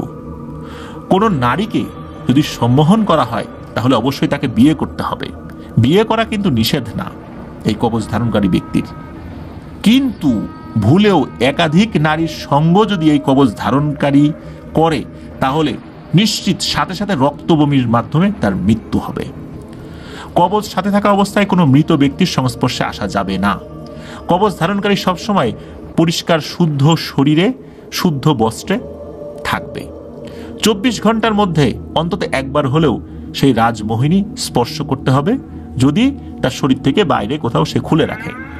যদি কোনো কারণে এটা হারিয়ে যায় তবে কবচ ধারণকারী নিশ্চিত রূপে উন্মাদ হয়ে যাবে চিরতরে। আর এই কবচ সম্পর্কে কাউকে কিছু বলা যাবে না।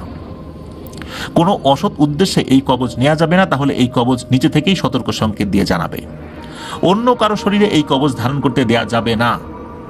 এই রাজমোহিনী কখনো ত্যাগ করতে চাইলে তবে কাউকে এর যোগ্য করে উত্তরাধিকার দিয়ে যেতে হবে, নয়তো একেবারে নিজের মৃতদেহের সাথে সৎকার বা কবর দিয়ে দিতে হবে বা পুড়িয়ে ফেলতে হবে। যদি সৎকার করা হয় এটাও পুড়িয়ে ফেলতে হবে, কবর দিয়ে দিলে এটাও ওই মৃতদেহের সাথে কবর দিয়ে দিতে হবে। কারণ হিন্দু ধর্মের অনেক গোত্রে কবর দেওয়ার বিধান রয়েছে।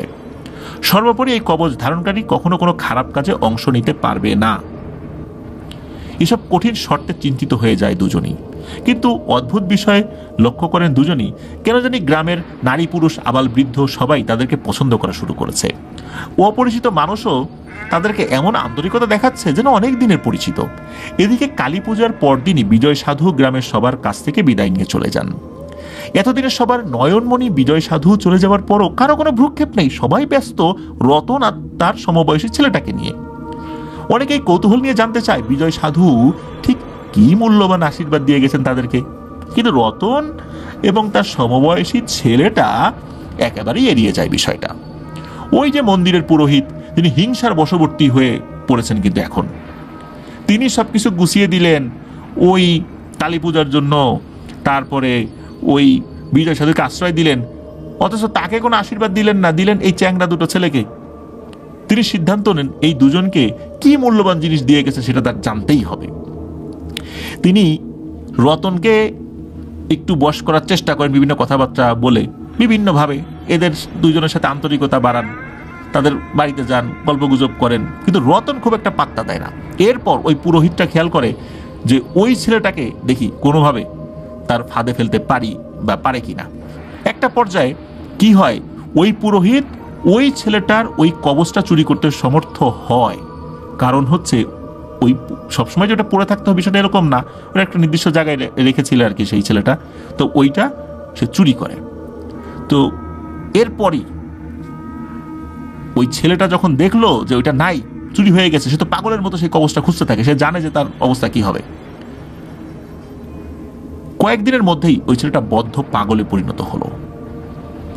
আর এই কবচটা যেদিন হারায় এর ঠিক পরের দিনই পথের ধারে ওই পুরোহিতের মৃতদেহ পাওয়া যায়। পুরোহিতের নাকে মুখে রক্ত উঠে একদম একাকার অবস্থা, কিন্তু ওই কবচটা আর পাওয়া যায়নি। ওই ছেলেটা ওইভাবে পাগলই রয়ে গিয়েছিল। রতন এসব ঘটনা দেখে আরো ভেঙে পড়ে, সবার থেকে আলাদা করে নেয় নিজেকে। মূল্যবান আশীর্বাদ যেন তার কাছে মূল্যহীন অভিশাপে পরিণত না হয়। কিন্তু আশ্চর্যের ব্যাপার যে কখনোই তার খাদ্য কষ্ট হচ্ছিল না। কোনো জীবিকা নির্বাহ না করে দিব্যি দিনানিপাত করছিল রতন। কোথা থেকে লোকজন এসে খাবার দিয়ে যায়।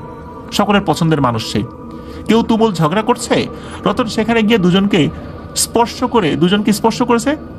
করে দুটো কথা বলতেই তারা চুপ হয়ে যায়, কোনো শর্ত ছাড়াই মেনে নেয় রতনের কথা। একটা সময় রতন নিজেই ওই মন্দিরের পুরোহিতের দায়িত্ব নেয়। কিন্তু রতনের মনে 8-10টা স্বাধীন মানুষের মতো চলার ইচ্ছা হয়, কিন্তু সেই পথ তো তার খোলা নাই। তাকে দেখা মাত্র নারীরা আকর্ষণ বোধ করত, কিন্তু রতন কখনোই সেই পথে পা বাড়ায়নি বা তাদের ডাকে সাড়া দেয়নি। নিজের বাবার মৃতদেহ সৎকারেও সে থাকতে পারে নাই, এই জন্য বিষয়টা তাকে চরমভাবে হতাশ করেছিল।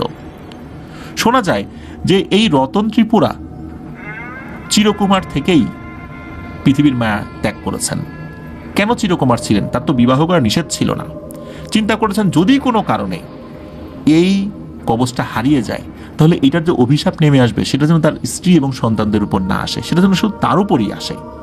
এজন্যই তিনি কখনোই আর বিয়ে শাদী করেন নাই। তিনি ভজন সাধনায় কাটিয়েছেন বাকিটা জীবন। তবে তিনি খুব বেশি মানুষের সাথে মিশতেন না। কেউ কোনো সমস্যা নিয়ে আসলে সেটা সমাধানের চেষ্টা করতেন। কোনো অসফলতা তাকে স্পর্শ করতে পারেনি। আর এই জিনিসটা তো কাউকে দিয়ে যেতে হবে। এই জিনিসটা তো একটা কঠিন একটা সাধনা, আর এই জিনিসটা যে পায় তার একটা কঠিন জীবন শুরু হয়ে যায়। রতন চিন্তা করেছিলেন যে এই জিনিসটা উনি কাউকে দেবেন না, কারণ হচ্ছে এই কঠিন জীবন আর কেউ পালন করুক এটা রতন আসলে চায় নাই। এই বিষয়ে কাউকে কিছু বলেও যায় নাই। তবে রতনের খুব একজন বিশ্বস্ত বন্ধুকে উনি কিছু কিছু বিষয় জানিয়ে গিয়েছিলেন। যতটুকু জানা যায় ঠিক ততটুকুই এই ঘটনায় উপস্থিত করা হয়েছে। কিছু কিছু হয়তো বা এত সময়ের ব্যবধানে আর পাওয়াও যায় নাই। রাজমোহিনীর আরো হয়তো বা অনেক রহস্য রয়েছে যেটা রতন আর বলে যায় নাই। রতন সে যখন মারা যায় সে বলেছিল যে এই রাজমোহিনী তার গলায় থাকবে, ওই অবস্থাতেই যেন তাকে দাহ করা হয়। এই অবস্থাতেই তাকে দাহ করা হয়। বিজয় সাধুর দেয়া মূল্যবান আশীর্বাদ নামক এই রাজমোহিনী একটা কারাগার। এই কারাগারে একবার আবদ্ধ হলে ওই কারাগারে অন্য কাউকে ঢুকিয়েই নিজেকে মুক্তি দিতে হবে। যেটা রতন ত্রিপুরা চান নাই। এই কারাগারে বন্দী থেকেই এই পৃথিবীর মায়া ত্যাগ করে চলে গেছেন। এটাই আসলে রাজমোহিনী। প্রিয় লিসেনার্স, আপনারা অবাক হতে পারেন যে আসলে এটা কি হয়। আপনারা যদি পিথাগোরাসের ইতিহাস পড়েন, দেখবেন যে এই ভারতবর্ষে আসার পর উনি সম্মোহন বিদ্যা শিখেছিলেন, বান মারা শিখেছিলেন, যেটা উনি ওনার লেখনীতে উল্লেখ করেছেন। এই রাজমোহিনীর মতো এরকম বেশ কিছু বিষয় কিন্তু রয়েছে, মানুষকে সম্মোহন করে ফেলা যায়। এটা বিভিন্ন ধর্ম, আমরা বিভিন্ন ধর্মে, ইসলাম ধর্মেও কিন্তু এই বিষয়ে বলা যায় যে সম্মোহনী বিদ্যা সম্পর্কে ধারণা দেওয়া আছে, তবে সেটার পদ্ধতি শরিয়া সম্মত নয়। আমাদের ধর্মে এই বিষয়গুলো অ্যালাউ না থাকলেও অন্যান্য ধর্মগুলোতে সেটা হয়তো অ্যালাউ রয়েছে। তো রতন ত্রিপুরা তিনি মারা গিয়েছেন, এটা সত্য, কিন্তু আর একজনকে এই কঠিন জীবনটা পালন করতে দেন নাই। এটাই রাজমোহিনী। এটা নিয়ে অনেক চটকদার বিজ্ঞাপন রয়েছে, বুঝতেই পারছেন যে আসলে এটা পাওয়া কতটা কঠিন ব্যাপার। এটা এইভাবে পাওয়া যায় না, লোভ থাকলে এটা পাওয়া যায় না। যদি কেউ বিজ্ঞাপন দিয়ে বলে যে তার কাছে রাজমোহিনী আছে, তাহলে বুঝতে পারে তার তো লোভ আছে, তার লোভ থাকা মানে হচ্ছে তার কাছে রাজমোহিনী নাই। এটা যেন আমরা বুঝতে পারি, কেউ যেন আমাদের মূল্যবান কোনো জিনিস এই ধরনের ভণ্ডদের কাছে না দিই। প্রিয় লিসেনার্স, আজকের এপিসোড এ পর্যন্তই ছিল। ধন্যবাদ জানাচ্ছি, অসংখ্য ধন্যবাদ জানাচ্ছি আমাদের জয় বড়ুয়া ভাইকে, সেই সাথে ধন্যবাদ জানাচ্ছি বকুল ভাইকে, যিনি একটা ঘটনা জয় বড়ুয়া ভাইকে দিয়েছেন, সেই সাথে ধন্যবাদ জানাচ্ছি নারায়ণ তান্ত্রিককে, যিনি তার ঘটনা প্রকাশের অনুমতি দিয়েছেন।